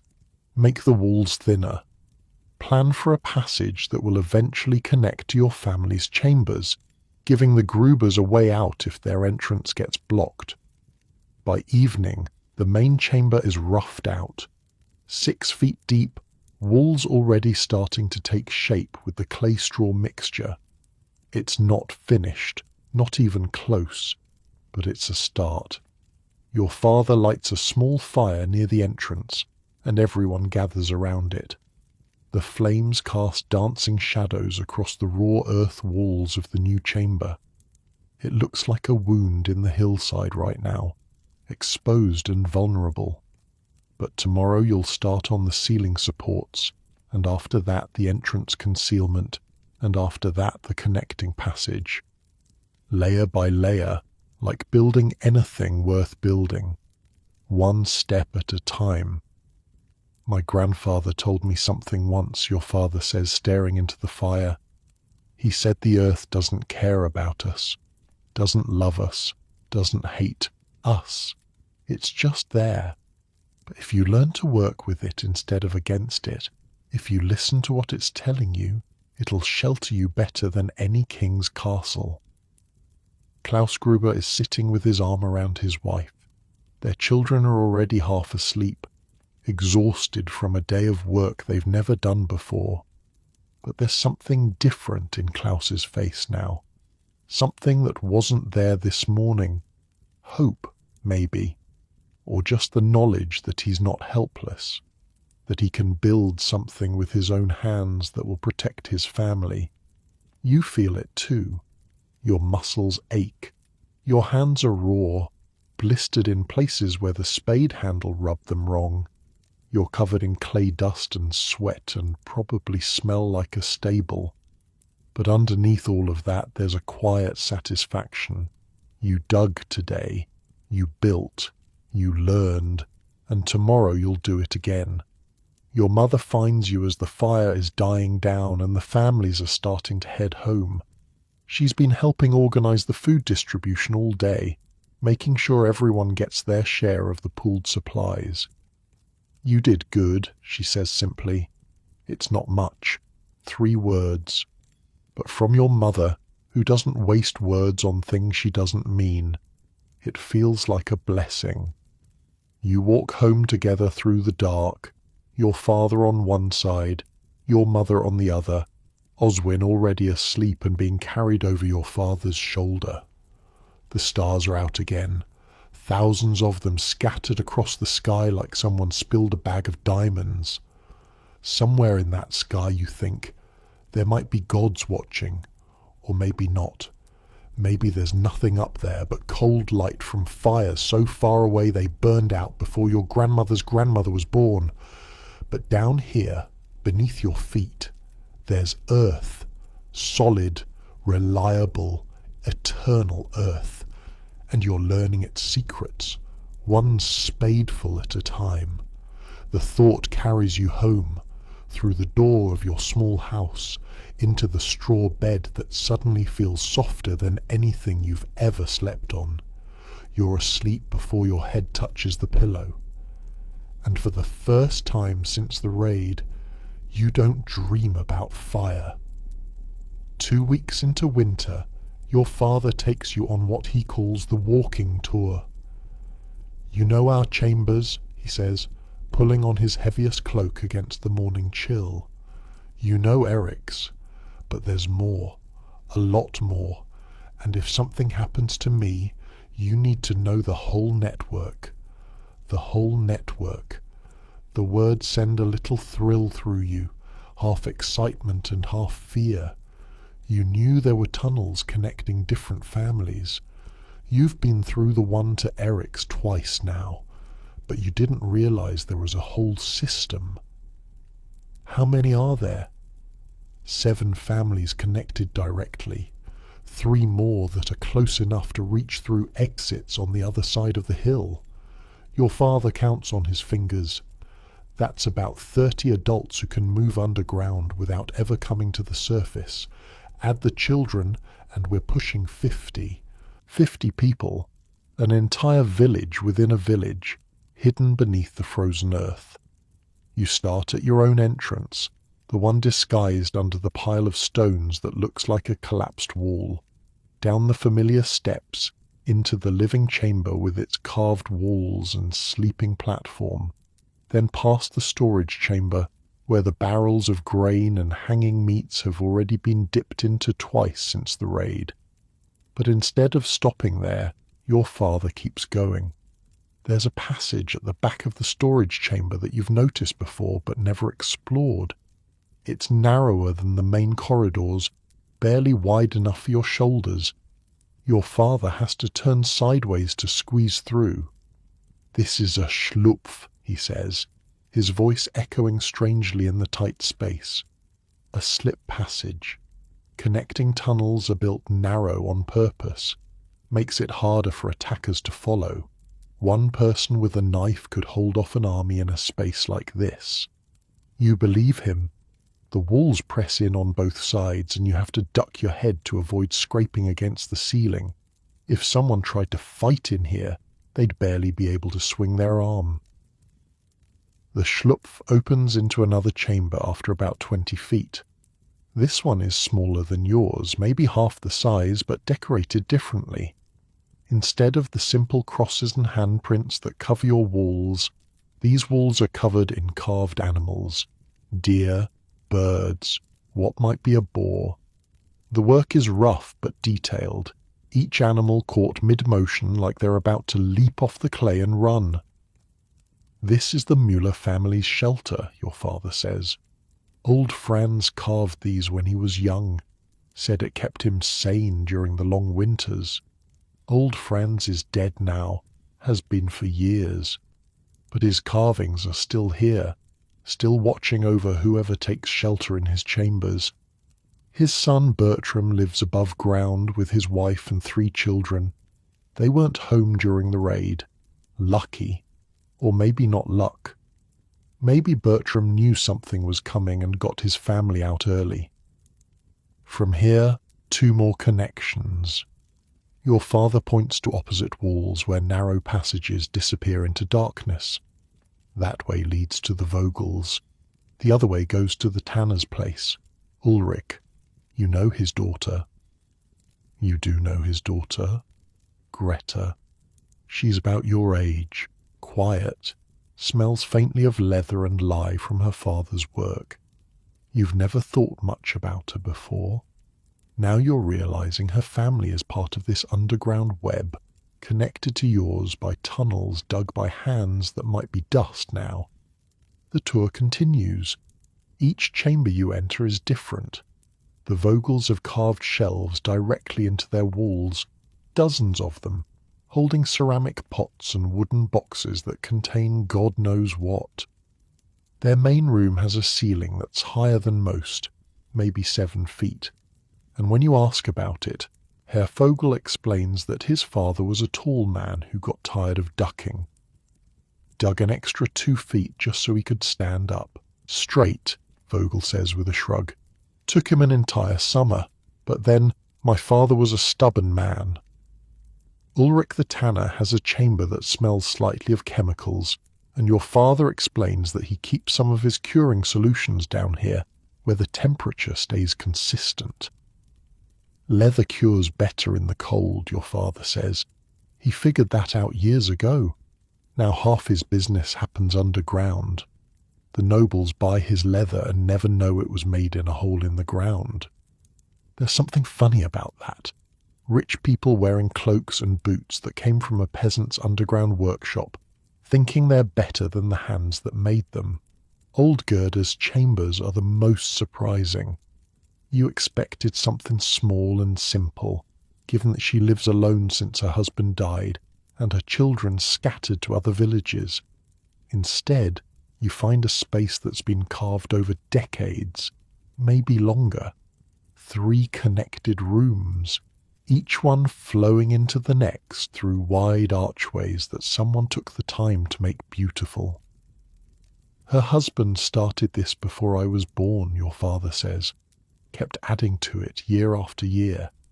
By the time he died, it was the biggest complex in the village. Gerda still maintains it all by herself. The old woman is down here now, sitting on a carved bench in the main room. She looks different underground. Younger, somehow. More at ease. Like this is where she really lives and the house above is just for show. Wolf, she says, nodding at your father, and little Agnes. Learning the ways, are you? Trying, you say. Good. We need more young ones who understand. Too many people think they can just dig a hole and call it safe. It takes knowledge, takes patience. She gestures around her chamber. My husband spent 40 winters perfecting this. Every angle, every passage, every stone. And I've spent 20 more keeping it from falling apart. You maintain all this yourself? She laughs, a dry sound like leaves rustling. What else am I going to do? Sit in my house and wait to die? Down here I'm useful. Down here my hands remember what they're for. Your father leaves you with Gerda for an hour while he checks on some repairs elsewhere in the network. The old woman takes this as an opportunity to educate you in ways your father apparently hasn't. Men dig, she says, leading you through her chambers with a lamp. That's what they're good at. Moving earth, building walls, but women maintain. We're the ones who notice when something's wrong before it becomes a disaster. She stops at a wall and presses her palm against it. Feel this. You put your hand next to hers. The clay is cool, slightly damp. That's moisture seeping through. Not enough to worry about today. But if nobody deals with it, in 6 months this wall is mush. She pulls out a small pouch from her belt and removes what looks like a paste made from fat and ash. You smear this on the wet spots, seals the pores in the clay, stops the water from getting worse, she demonstrates, rubbing the paste into the wall in circular motions until it disappears into the surface. Once a month, I walk every wall in this complex, takes half a day. Most of the time I find nothing. But the times I do find something, that's when it matters. She also shows you what to look for in the support beams. Cracks that run along the grain, which are fine. Cracks that run across the grain, which mean the wood is failing and needs to be replaced before it brings the ceiling down. There's a beam in her back chamber that she's been watching for 3 years, waiting to see if a hairline crack will spread or stay stable. Some problems you fix right away, some you watch and wait. The trick is knowing which is which. She hands you a small jar of the sealing paste. Take this. Start maintaining your family's chambers. Your father digs, your mother cooks. But someone needs to walk the walls. Someone needs to catch the problems before they become disasters. You take the jar. It's heavier than it looks, the fat and ash mixture dense and cold against your palm. A responsibility, given physical form. You follow her through more passages, learning as you go. There are ventilation shafts, narrow holes that angle up to the surface to let fresh air in without letting cold air settle. They're disguised above ground as animal burrows or gaps between rocks. You'd never notice them if you didn't know to look. There are drainage channels, carved into the floors with subtle slopes that guide any water toward collection pits, where it can be scooped out. There are storage niches built into unexpected places, behind support beams and underfloor platforms, hiding spaces within hiding spaces. And then there are the false walls. Gerda shows you one in her deepest chamber. It looks like every other wall, packed clay reinforced with straw. But when she presses a certain spot, a section of it swings inward on a hidden wooden frame. Behind it is another room, tiny, barely big enough for 4 people to crouch, but completely invisible from the main chamber. If they ever find the tunnels, Gerda says, if they ever come down here looking for us, this is where you go. Nobody knows about these except the families who built them, not even the village council. You stare at the hidden room. There are supplies in there, dried food, water skins, a small lamp, everything you'd need to survive for days, maybe weeks, while enemies search the chambers you'd seemingly abandoned. My husband built this during the worst of the raids, 50 years ago when the Norse were still coming. We hid in here for 3 days once while strangers walked through our main chambers, looking for treasure that wasn't there. 3 days? 3 days, with 2 children and a baby who couldn't cry because I kept my hand over her mouth. That was your Aunt Marta. She never talks about it, but she remembers. You can see it in her eyes, sometimes when spaces get too small. You think about Marta, Henrik the blacksmith's wife, pregnant and uncomfortable during the raid 2 weeks ago. You wonder if her fear of tight spaces comes from those 3 days in a hidden room, a baby too young to understand why silence was survival. Every family should have a hidden room, Gerda says, closing the false wall. It clicks back into place, invisible again. I've told your father this. He's working on one, but he hasn't finished yet. When he does, you should know where it is. The rest of the tour takes most of the day. You learn about the warning systems. There are 3 ways to signal danger. The church bell above ground, which everyone knows. A series of horn blasts from the watchman's post on the eastern hill. And a 3rd system, underground only, that your father shows you with obvious pride. In the main passage between your chambers and Eric's, there's a hollow section of wall.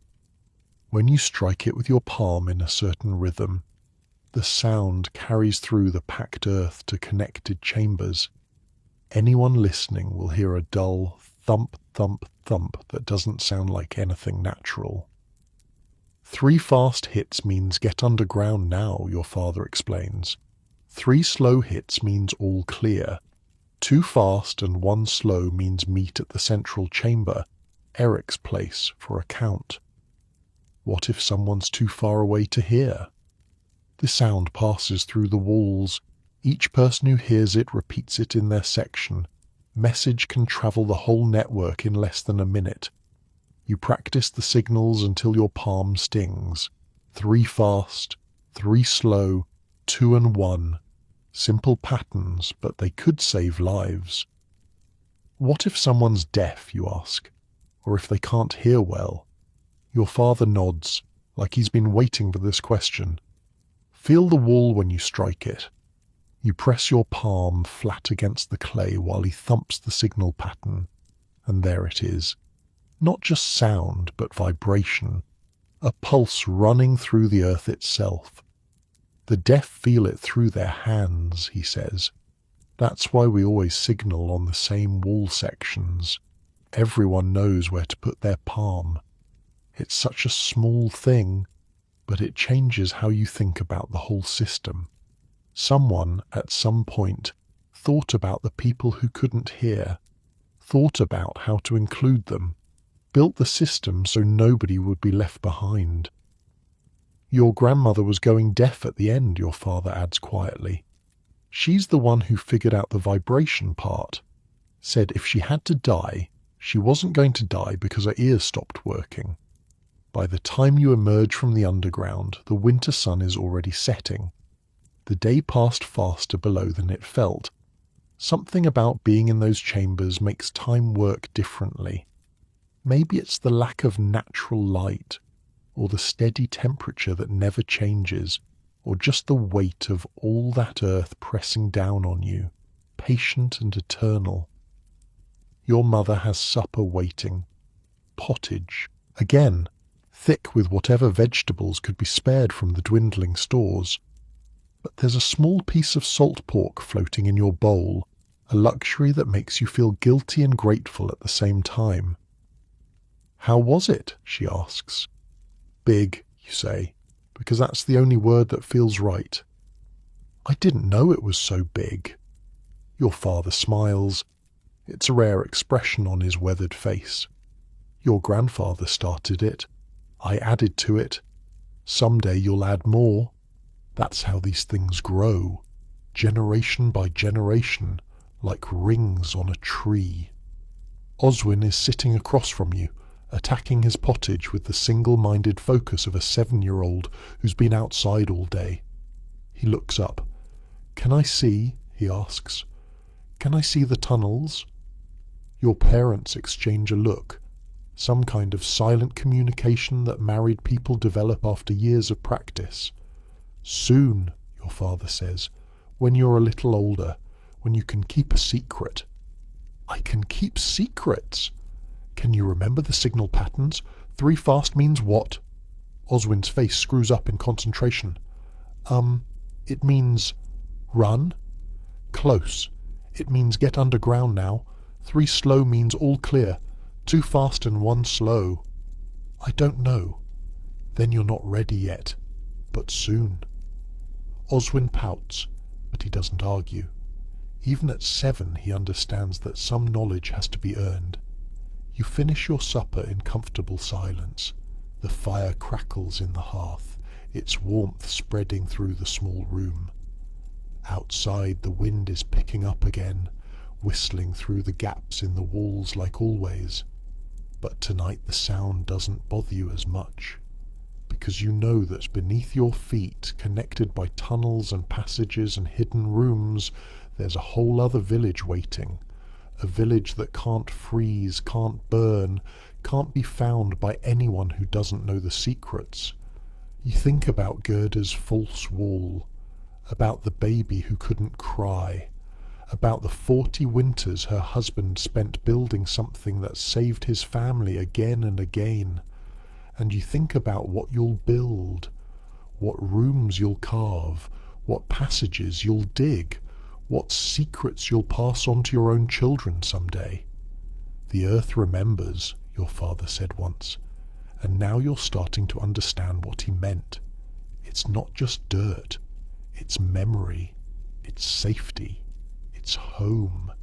You help your mother clean the bowls while your father banks the fire for the night.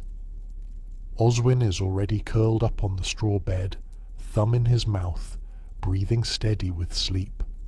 Tomorrow there will be more work, more digging, more learning, more preparation for whatever winter throws at you next. But tonight, you're warm, you're fed, you're surrounded by family, and somewhere beneath you, the tunnels wait, patient as stone, ready when you need them. The blizzard comes in late January and it doesn't stop. You've seen bad storms before. Everyone has. Storms that pile snow against the doors so high you have to dig your way out in the morning. Storms that freeze the water in the bucket by the hearth even with the fire burning. But this one is different. This one howls for 3 days straight, wind screaming through the village like something alive and angry, snow falling so thick you can't see your hand in front of your face. By the second day, the drifts are higher than your house. By the third day, you can't open the door at all.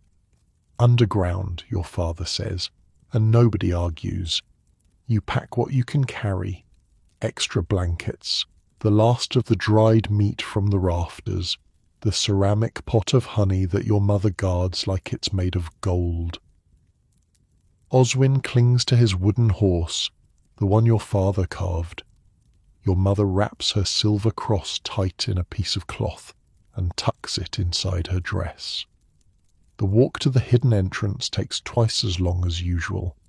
The snow is up to your waist in places, and the wind cuts through your clothes like they're made of nothing. By the time you reach the pile of stones and brush away enough snow to find the cover, your fingers are so numb you can barely feel them. But then you're underground, and the relief is immediate. The wind vanishes, the cold softens. That steady 50 degrees wraps around you like a blanket, and for a moment you just stand there in the passage, listening to your own breathing slow down. You're not the first ones down. Eric's family's already here, and the Vogels, and old Gerda, who probably came down at the first sign of serious snow. More people filter in over the next hour. The Mullers, Ulrich the tanner and his quiet daughter Greta, the widow Brunhild with her 4 children, the youngest riding on her hip, and Henrik the blacksmith's son practically carrying his wife Marta down the steps. Marta looks terrible. Her face is grey, slick with sweat despite the cold journey. Her belly is huge now, much bigger than it was during the raid a month ago, and she's making small sounds with each step, little grunts of pain that she's trying to hide. "How long?" your mother asks, taking Marta's arm and helping Henrik guide her to the sleeping platform. "Since this morning," Henrik says. His voice is shaking. She didn't want to say anything, thought it would pass. Your mother and Gerda exchange a look. That look women get when men are being useless about women's matters.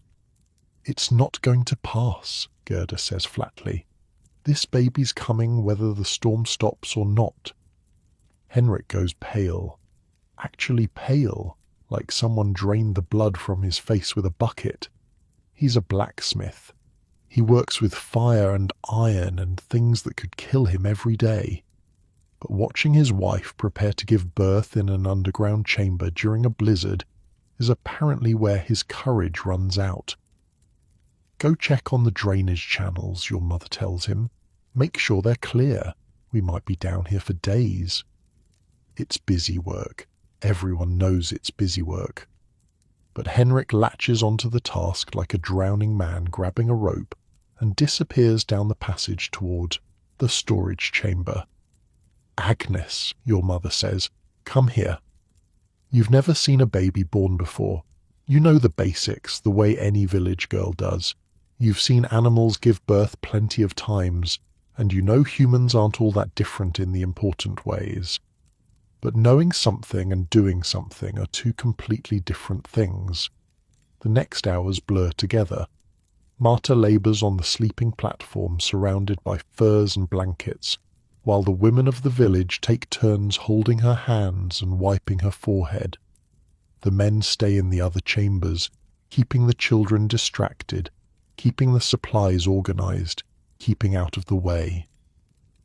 Your father has Oswin and is telling him stories about knights and dragons, his voice carrying faintly through the passages. You become your mother's extra pair of hands. Fetch clean cloth. Bring water from the storage barrel. Hold this. Press here. Don't let go until I tell you. Marta screams once near the end, a raw animal sound that echoes off the clay walls and makes everyone in the connected chambers go quiet. Then there's a wet sliding noise, and then a new sound. Crying. Thin and high and alive. "A girl," your mother says, and her voice cracks on the word. She's holding something small and red and squirming, something that's kicking its tiny legs against the air like it's trying to swim. Healthy lungs, good colour, 10 fingers, 10 toes. She hands the baby to Marta, who takes her with hands that are trembling from exhaustion. Henrik appears in the entrance, his face still pale but now mixed with something else. Wonder, maybe, or terror. Hard to tell the difference sometimes. "A daughter," Marta whispers. "Look, Henrik, a daughter." Henrik drops to his knees beside the sleeping platform. He's crying. This huge man who bends iron for a living, crying like a child over the tiny pink thing in his wife's arms.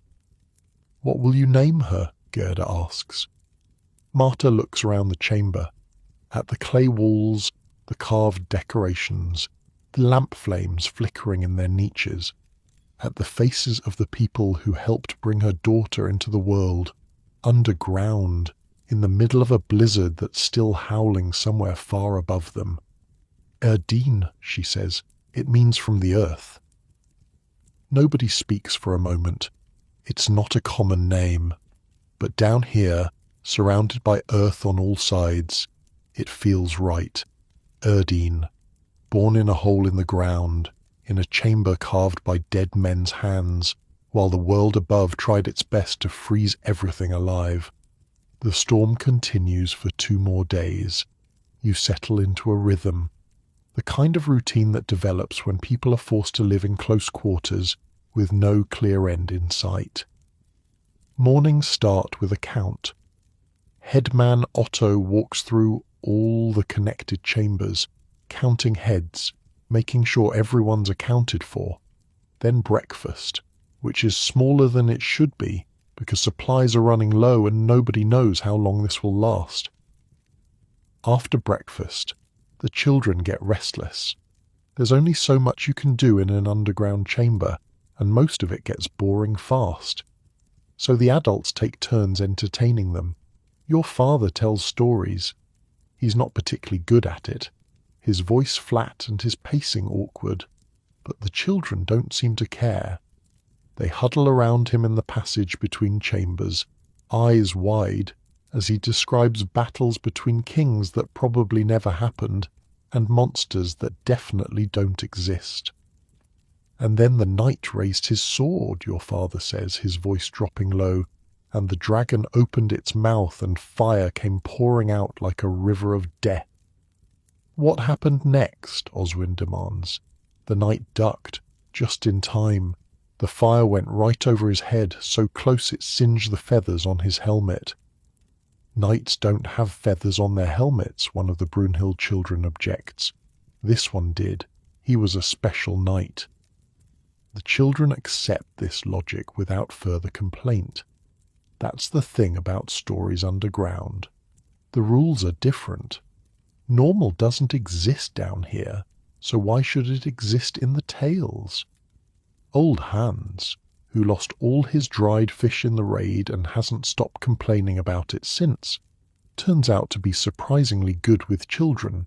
He teaches them games, knucklebones, played with actual bones he pulls from his pocket, a counting game where you try to guess how many fingers someone's holding behind their back, a memory game where you have to repeat back longer and longer sequences of words. Red fox, fat pig, old boot, Hans says. Red fox, fat pig, old boot, the children chorus back. Red fox, fat pig, old boot, broken wheel. Red fox, fat pig, old boot, broken wheel. Red fox, fat pig, old boot, broken wheel. Frozen puddle, angry goat. The sequence grows until someone misses a word and has to drop out. Usually it's Greta, the tanner's daughter, who wins. She has a mind like a trap, can remember sequences of 20 words without breaking a sweat. The other children have started calling her the keeper because she keeps everything locked up in her head. There are other rituals too. Midday prayers, led by whoever remembers the most words. Evening songs, quietly, so as not to disturb the babies. The lighting of fresh lamps when the old ones sputter out, which becomes a kind of ceremony, a marker of time passing in a place where time doesn't really exist. The women do what women always do, cook with limited supplies, care for the sick and the newborn, mend clothes that are falling apart, talk in low voices about things they don't want the children to hear. You find yourself pulled in different directions, too old to play children's games, too young to sit with the women and their serious conversations. So you do what feels natural. You walk the walls. Every day, at least once, you trace the path that Gerda showed you. Start in your family's chamber. Move through each connected space. Press your palm against the clay, feeling for dampness. Look at the support beams, checking for new cracks. Make sure the drainage channels aren't blocked. Gerda watches you do this on the second day and nods approvingly. Good, she says. You're paying attention. It's something to do. It's more than that. It's necessary. Underground spaces don't maintain themselves. They need people watching, caring. Otherwise they fall apart. She pauses, her old eyes catching the lamplight. Like anything worth having, really. You think about that while you walk. The walls press close, but not in a threatening way anymore. They've become familiar. The bumps and grooves of the clay, the particular smell of each chamber, the way sound carries differently depending on where you stand. You're learning this place the way you learned the fields above ground, every corner and crevice becoming part of you. On the fourth day underground, the Muller boys get into a fight. It starts over nothing. One of them took the other's spot on the sleeping platform, or one of them looked at the other wrong, or one of them breathed too loud. The reasons don't matter. What matters is that suddenly there are two boys, maybe 10 and 12 years old, rolling on the dirt floor trying to punch each other while their father tries to separate them. Your father helps pull them apart. One boy ends up in your family's chamber, the other in Eric's, separated by 30 feet of earth and 2 narrow passages. That's the danger, Gerda says later when things have calmed down. Not the cold, not the raiders, the cabin fever. Spending too long in close quarters makes people crazy. They start seeing enemies in their own families. How do you stop it? You don't stop it. You manage it. Give people tasks. Keep them busy. Make sure everyone has a little bit of space, even if it's just a corner to call their own. And watch for the signs. When someone starts getting that look in their eyes, the twitchy one, that's when you step in. You look around the chamber. Everyone's doing something. Your mother is teaching Brunhild's oldest daughter how to mend a torn seam. Henrik is showing Oswin how to carve a simple pattern into a piece of scrap wood. Eric is playing knucklebones with his children while his wife nurses baby Adine, giving Marta a break. Everyone busy, everyone with a task, not by accident. The people who survive down here longest, Gerda continues, are the ones who find meaning in small things. A well-carved spoon, a story told perfectly, a wall that stays dry. The big victories are rare, but the small ones are everywhere if you learn to see them. You file that away with everything else she's taught you, meaning in small things, victories everywhere. That night, before you fall asleep on the straw-covered floor between your mother and your brother, you look up at the low ceiling above you. Someone carved a sun up there, years ago. A simple circle with rays coming off it. It's the only sun you've seen in 4 days. But somehow, that's enough. On the 5th day, the silence wakes you up. You lie still for a moment, trying to figure out what's different. Then you realize, the wind. You can't hear the wind anymore. You've gotten so used to that distant howling, that muffled roar that never quite stopped, that its absence feels louder than its presence. The storm is over. Your father is already awake. He catches your eye and puts a finger to his lips. Quietly, so as not to wake the others, he gestures for you to follow him. You make your way to the entrance passage, stepping over sleeping bodies, avoiding the trip hazards of bags and bundles scattered across the floor. The wooden cover is still in place, but your father presses his ear against it, listening. Nothing. He waits, counts to 100 probably. Then he pushes the cover up just a crack, letting in a sliver of grey light that makes you squint after days of nothing but lamp glow. Fresh air rushes in, cold, clean, unbelievably cold, but also fresh. You'd forgotten what fresh air smelled like. Your father opens the cover fully and pulls himself up. You follow. The world above is white, completely white. Snow has covered everything in a smooth, unbroken blanket that makes the landscape look alien, like somewhere you've never been. The sun is just starting to rise, painting the snow in shades of pink and gold. No one would know there are houses beneath this.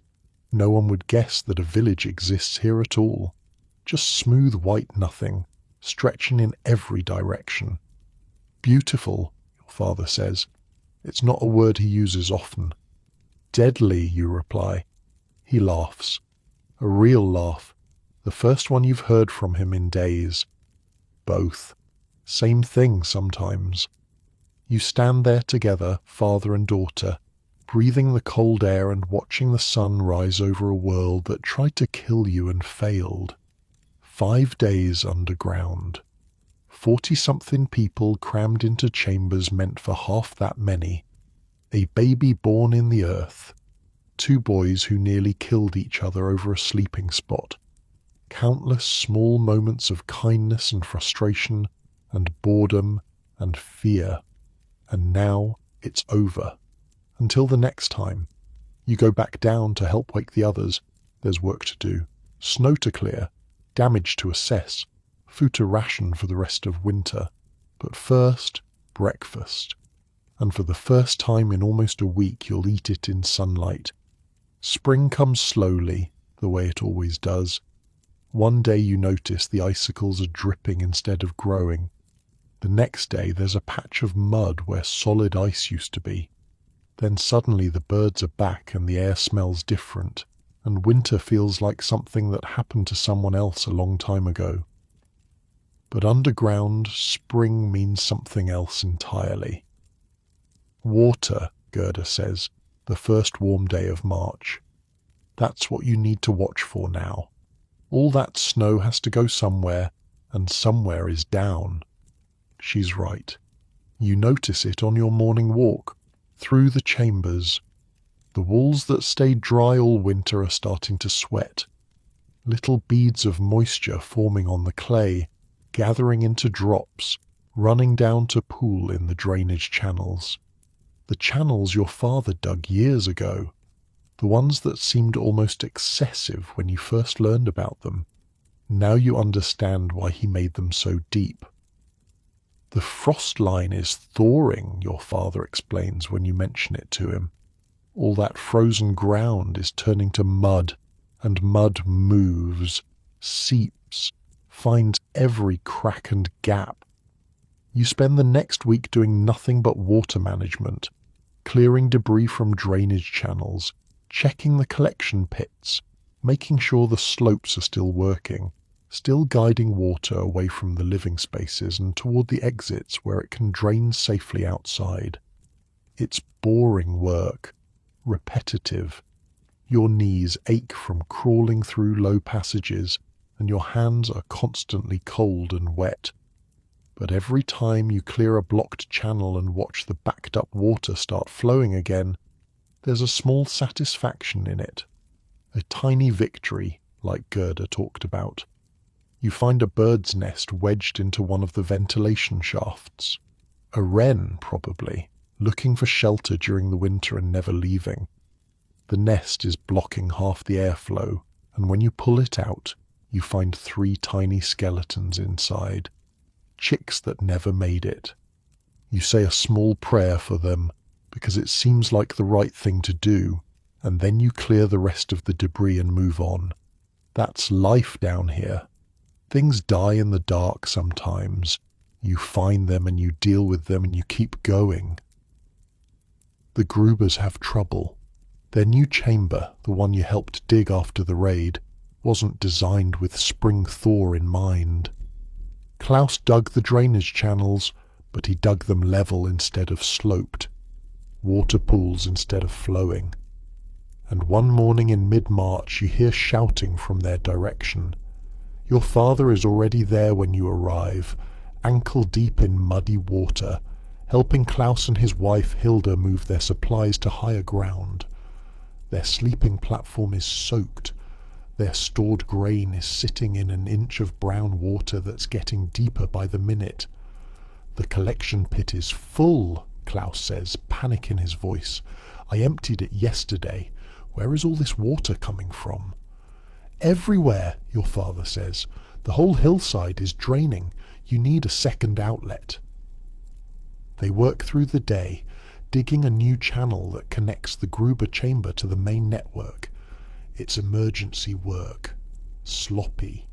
Not the careful construction you learned about last autumn. But it does the job. By evening, the water level is dropping and the Grubers are wringing out their blankets with relief on their faces. Should have listened to you, Klaus tells your father. You told me to slope the channels. I thought level was good enough. Now you know. Now I know. That's how lessons get learned down here. The hard way usually. But at least they get learned. April brings mud and more mud. The fields above are too wet to work, so people spend their time on other tasks. Mending tools, repairing houses, planning for the planting season that's still weeks away, and teaching. Oswin finally gets his tour of the tunnels. Your father decides he's ready on a rainy afternoon when there's nothing else to do. You ask to come along, partly because you're curious how much your brother has learned, partly because you want to see the chambers again through fresh eyes. Oswin is terrified and trying not to show it. His face goes pale when you descend into the first chamber, even though he's been down here before. But this is different. This isn't hiding from a storm or a raid. This is learning. This is becoming part of something. What's that? He asks, pointing at the carved handprints on the wall. Grandfather's hands, your father says, and his father's before him, and others, going back longer than anyone remembers. Why? Because they wanted to leave something, proof that they were here, that they mattered. Oswin thinks about this. Then, without asking permission, he presses his own small hand against the wall next to the ancient prints. His fingers don't reach as far as the old ones. He's just a child still, his hands soft and unmarked. But someday they won't be. Your father doesn't scold him, just watches, a small smile playing at the corner of his mouth. Now you're part of it, he says, part of the wall, part of the story. The tour continues. Oswin learns the same things you learned months ago, but his reactions are different. Where you were curious, he's nervous. Where you ask questions, he's mostly silent, absorbing everything with wide eyes and a furrowed brow. The narrow passages scare him. You can see it in the way he hesitates before entering each one, the way his breathing gets faster when the walls press close. It's okay to be scared, you tell him, surprising yourself. I was scared too at first. You were? Everyone is. The earth is heavy. It's above you and around you, and there's nowhere to run if something goes wrong. That fear keeps you careful. He nods slowly. Doesn't look convinced, but at least he keeps moving. By the end of the tour, he knows the signal patterns. 3 fast, 3 slow, 2 and 1. He knows where the collection pits are and why they matter. He knows about the false wall in Gerda's chamber, though your father makes him swear not to tell anyone, not ever, not even his best friend. Some secrets save lives, your father says. That one's yours to keep now. Oswin takes the responsibility seriously. You can see it in the set of his small shoulders, the way his jaw tightens. He's 7 years old, and he's been trusted with something important. It's changing him already. That night he crawls into bed next to you and whispers in the dark, "Agnes, do you think I'll be good at it? The underground stuff." You think about the question. He was scared today, genuinely scared. But he didn't run. He didn't cry. He kept putting one foot in front of the other, even when the passages got narrow and the ceiling got low. "Yeah," you say. "I think you'll be good at it." He's quiet for a moment. Then, "Better than you?" You laugh. Can't help it. "Don't push your luck, little brother." He giggles, then rolls over, and within minutes his breathing has gone slow and steady. Asleep. Children do that. They can be terrified one moment and dead to the world the next. You lie awake a while longer, listening to the sounds of the house, your parents talking quietly by the fire, an owl somewhere outside, the creak of settling wood. Tomorrow there will be more work. There's always more work. But tonight, just for a moment, everything feels complete. Summer arrives like a surprise party nobody asked for. 1 week the mornings are still cool, fog rising from the fields, dew on every surface. The next week the sun is blazing and people are complaining about the heat like they didn't spend all winter complaining about the cold. The underground chambers become something different in summer. Instead of shelter from the cold, they're shelter from the heat. That steady 50 degrees that felt almost warm during January now feels blessedly cool during July. People start spending their afternoons underground, escaping the worst of the midday sun. Our grandparents knew this too, your father says, lying on the sleeping platform in the dim coolness while the world above bakes. The earth doesn't just keep you warm in winter, it keeps you cool in summer. Same principle, different direction. You think about that. The same space serving opposite purposes depending on the season. Not warming or cooling exactly, but moderating. Keeping things steady while everything above swings between extremes. The food storage becomes more important too. Milk can be kept underground for days without spoiling, when above ground it would turn within hours. Meat stays fresh longer. Even butter holds its shape instead of melting into greasy puddles. Your mother starts keeping an entire section of the storage chamber dedicated to summer provisions. Cheese wrapped in cloth, hanging from the ceiling. cream in ceramic pots, their lids weighted with stones to keep the flies out, fresh vegetables from the garden stored briefly before they're cooked, staying crisp and cool instead of wilting in the heat. It's like having a room that's always November, she says, pleased with herself for the comparison, no matter what month it actually is. The village women have started gathering underground in the afternoons, doing their mending and their spinning in the cool chambers instead of their sweltering houses. It's become almost social. They bring their work and their gossip settling on the carved benches and the packed earth floors, talking about everything and nothing while their fingers stay busy. You join them, sometimes. Not for the gossip, which mostly bores you, but for the company. And because your mother expects it. A girl your age should be learning women's work, she says, even if she spends half her time crawling through tunnels like a mole. The women tell stories while they work, about their grandmothers and their great-grandmothers, about harvests and weddings and children born and buried, about the old times when the raiders came more often and the winters were harder and death was never more than a bad day away. You listen and you remember. These stories are important too, even if they're not about walls and drainage channels. They're about survival in a different way. The survival of memory, of community, of knowing who you are and where you came from. Baby Adine is thriving. You see her sometimes when you visit the network. Marta brings her to Gerda's chambers during the hottest afternoons, where the old woman fusses over her like she's the most important thing in the world. Which, to Marta and Henrik, she probably is. She was born in the earth, Gerda says, bouncing Adine on her knee while the baby gurgles happily.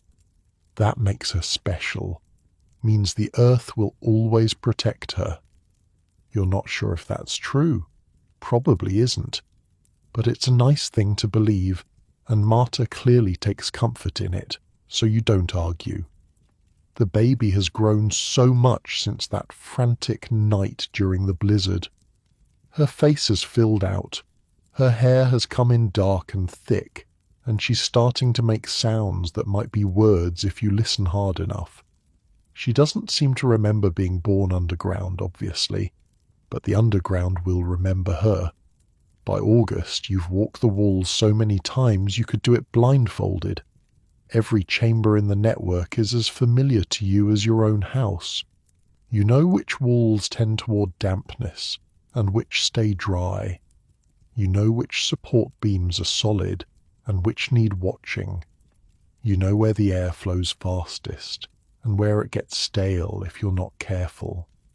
Gerda has started calling you her apprentice, which makes you feel strange. Proud, but strange. You're 12 years old. You shouldn't be anybody's apprentice at anything. But down here, age matters less than knowledge, and you have knowledge now. Hard won. Month by month. Wall by wall. You'll be the keeper when I'm gone, Gerda says one afternoon, as you're checking a seal she showed you how to apply back in winter. Someone has to be. Someone has to remember what matters. You're not going anywhere. Everyone goes somewhere eventually. That's the point of teaching, making sure it doesn't go with you. You don't like thinking about Gerda being gone. She's become something more than a neighbour over these months. A teacher, a guide. The person who sees things nobody else notices and explains them in ways that actually make sense. But she's old. Really old. And even the earth can't protect against that. The summer storms are different from winter storms. They come fast and loud, thunder cracking across the sky like the world is breaking apart, rain falling so hard it sounds like someone dumping buckets on the roof. But they don't last long. An hour, maybe two, and then they're gone, leaving everything soaked and steaming as the sun comes back out. You don't go underground for summer storms. There's no need. They're not dangerous the way winter storms are. just dramatic. But you check the chambers afterward, every time, making sure the drainage is working, making sure no water has pooled where it shouldn't. It's become automatic, part of who you are now, as natural as breathing. Your father notices.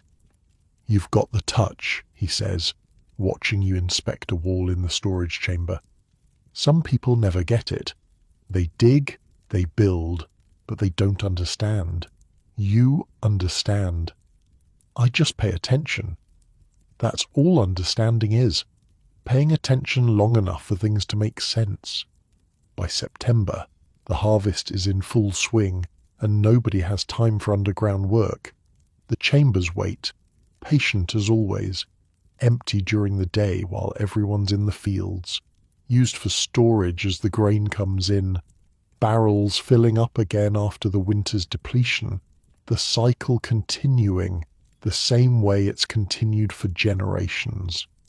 You find yourself thinking about those generations a lot these days. The hands on the walls, the chambers that were old before your grandparents were born, the knowledge passed down mouth to ear, parent to child, keeper to keeper. Your handprint isn't on the wall yet. Neither is Oswin's. Not really. The one he pressed against the clay was just impulse, just a child's gesture. Someday you'll do it properly. Someday you'll add your mark to the others, proof that you were here, that you mattered. But not yet. There's still so much to learn, still so many walls to walk, so many secrets to uncover, so many small disasters to prevent before they become big ones. The earth waits. It's patient. It's been here longer than humans and will be here long after you're gone. But right now, tonight, it's yours, your shelter, your safety, your home within a home. And tomorrow, you'll check the walls again. The first frost comes in late October, painting the fields white and making your breath visible in the morning air. You're 13 now. Your birthday passed quietly a few weeks ago, marked by an extra portion of honey in your porridge and a new pair of leather gloves your mother traded for at the autumn market. 13 feels different from 12 in ways you can't quite explain. Heavier, maybe. More real. It's been almost a year since the raid. Almost a year since you first descended into your family's chambers with your father and learned that there was a whole world beneath your feet. Almost a year since everything changed. The village looks different now. The storehouse was rebuilt over the summer, bigger than before, with stone foundations instead of just wood. The Gruber's house is finished, solid and warm, with a proper chimney that doesn't smoke. The burned patches on the fields have grown over, and if you didn't know where to look, you'd never know anything had happened at all. But you do know where to look. That's the difference. This morning you're up before anyone else. It's become a habit over the months, this early rising. You like the quiet of the house before Oswin starts chattering and your mother starts cooking and the day fills up with all its endless demands. These few minutes belong to you alone. You pull on your new gloves and slip outside. The entrance to the chambers is hidden better than ever. Over the summer, your father added a layer of sod on top of the wooden cover, so now it looks like just another patch of ground. Even the stones that mark the spot have been rearranged to look more natural. Someone could walk right past it and never know. You don't go down today. Just check that everything's in place, the way you do every morning. Cover secure, no signs of disturbance, no animal tracks suggesting something's been digging nearby. A quick scan, barely 30 seconds, and then you move on. The village is waking up around you, smoke rising from chimneys, dogs barking, someone's rooster crowing late, like always. The blacksmith's hammer already ringing in the distance. Henrik never seems to sleep. You make your way to Gerda's house. The old woman is up too, sitting on her doorstep with a blanket over her shoulders.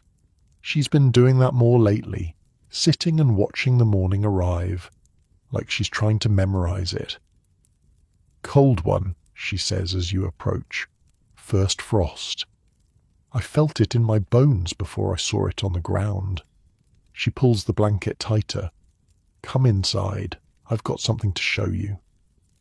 Her house smells like herbs and smoke and something else.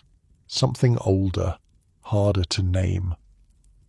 She's lived here alone for 20 years since her husband died. The place has soaked up her presence like water into clay.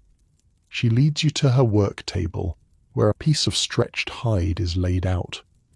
On it, drawn in charcoal, is a map. "This is the network," she says. "Every chamber, every passage, every connection." You lean closer. It's not artistic. The lines are shaky, the proportions probably wrong. But you can see the logic of it. Your family's chambers here, connected to Eric's there. The Mullers, the Vogels, the Tanner's place. All of them linked by the narrow Schlupf passages, spread out like a spider's web beneath the village. "I've been working on this since summer," Gerda continues, "getting it right, making sure I didn't forget anything." "Why?" She looks at you with those old eyes that have seen so much. "Because I won't be here forever, and someone needs to know where everything is. Really know, not just from walking it, but from seeing it all at once." You don't argue with her. There's no point. She's old, and she knows it, and pretending otherwise would be an insult to both of you. "I want you to have this," she says. "When I'm gone, keep it safe, keep it secret. Don't show it to anyone unless they've earned the right." You take the map carefully, rolling it up and tucking it inside your dress. The hide is soft against your skin, warm from being close to the fire. "Thank you." Don't thank me. Learn it. Every line, every connection. Burn it into your memory so completely that you could draw it yourself with your eyes closed. "I will." She nods, satisfied. Then she does something she's never done before. She reaches out and touches your face, her fingers dry and papery against your cheek. "You're a good girl, Agnes. Better than I was at your age. Better than most people are ever." She drops her hand. "Now go. I'm tired, and you've got walls to check." You leave her sitting by the fire, the blanket still wrapped around her shoulders. Part of you wants to stay, to ask more questions, to learn everything she knows before it's too late. But another part understands that some knowledge can't be rushed. It comes when it comes, or it doesn't come at all. The morning passes in the usual blur of chores, feeding the chickens, hauling water from the well, helping your mother with the morning bread, keeping Oswin out of trouble, which is a full-time job all by itself. But in the back of your mind, you're thinking about the map, about the lines and connections drawn on that piece of hide, about the responsibility that's been passed to you, quiet and heavy like a stone dropped into still water. After the midday meal, you go underground. Not because anything's wrong, just because you need to. The way some people need to pray or sing or walk in the forest. You need to feel the earth around you, solid and unchanging, while the world above spins through its seasons. The chambers are quiet today. Nobody else is down here. Just you and the silence and the steady temperature that never changes. You start your walk. Your family's main chamber first. The walls are dry, the support beams solid. The carved hands watch you from their places, generations of your family frozen in clay. Someday your handprint will join them.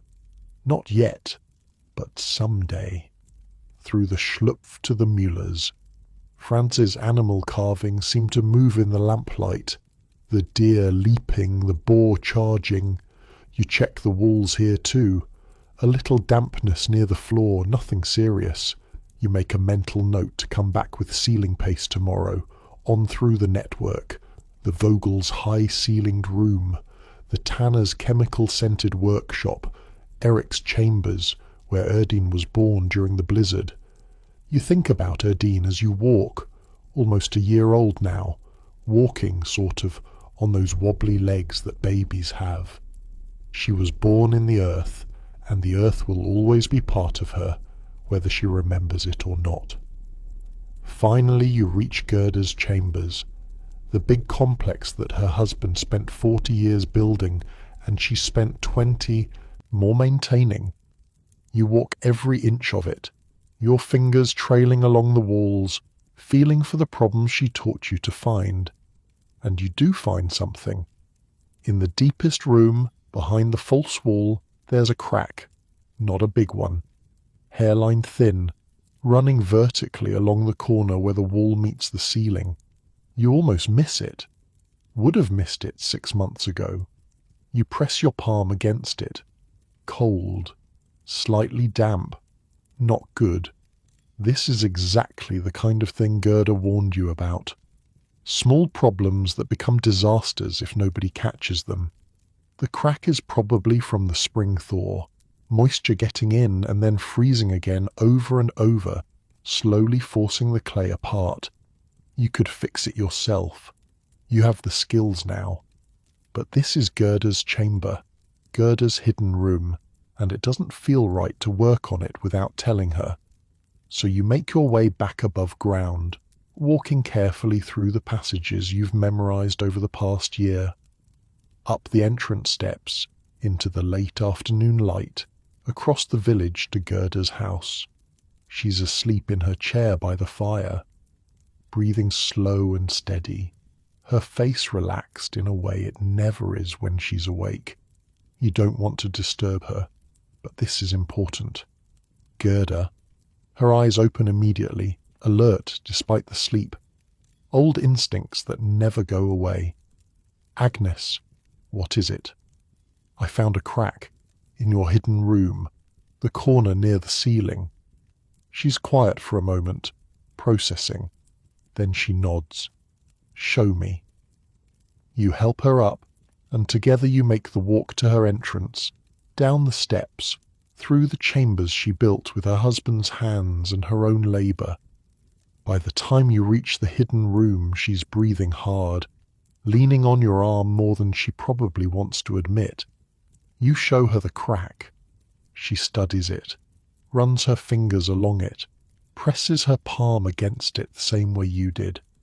You found this on your own? Yes. Without me telling you where to look? Yes.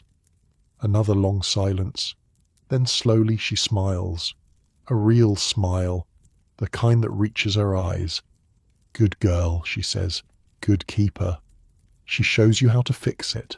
A special mixture, different from the regular ceiling paste. Clay and lime and something else she keeps in a jar that smells like old eggs. You work together, filling the crack, smoothing it over, making it strong again. This won't last forever, she warns. Nothing does. In 10 years, maybe 20, the whole corner will need to be rebuilt. That's how underground works. Constant maintenance. Constant attention. I understand. Do you? She looks at you hard. Really understand? This isn't just about clay and lime. It's about paying attention to the things that matter, even when nobody's watching. It's about caring for something beyond yourself. For people who aren't born yet, who'll need these chambers 100 years from now.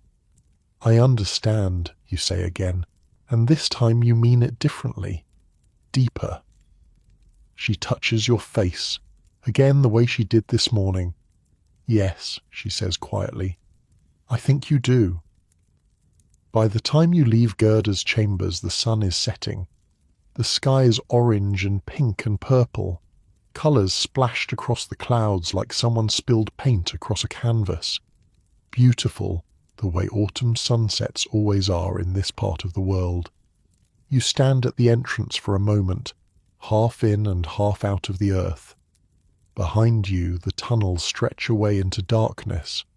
Ahead of you, the village is settling down for the evening, smoke rising, children being called inside, dogs finding their spots by warm hearths. Both worlds, above and below, surface and shelter. You used to think of them as separate. The house where you lived, the chambers where you hid. Two different places, two different lives. But that's not right, you realize now. They're the same thing, different parts of the same whole, like breathing in and breathing out, like summer and winter, like living and dying. The earth is always there beneath your feet, waiting, patient, ready when you need it.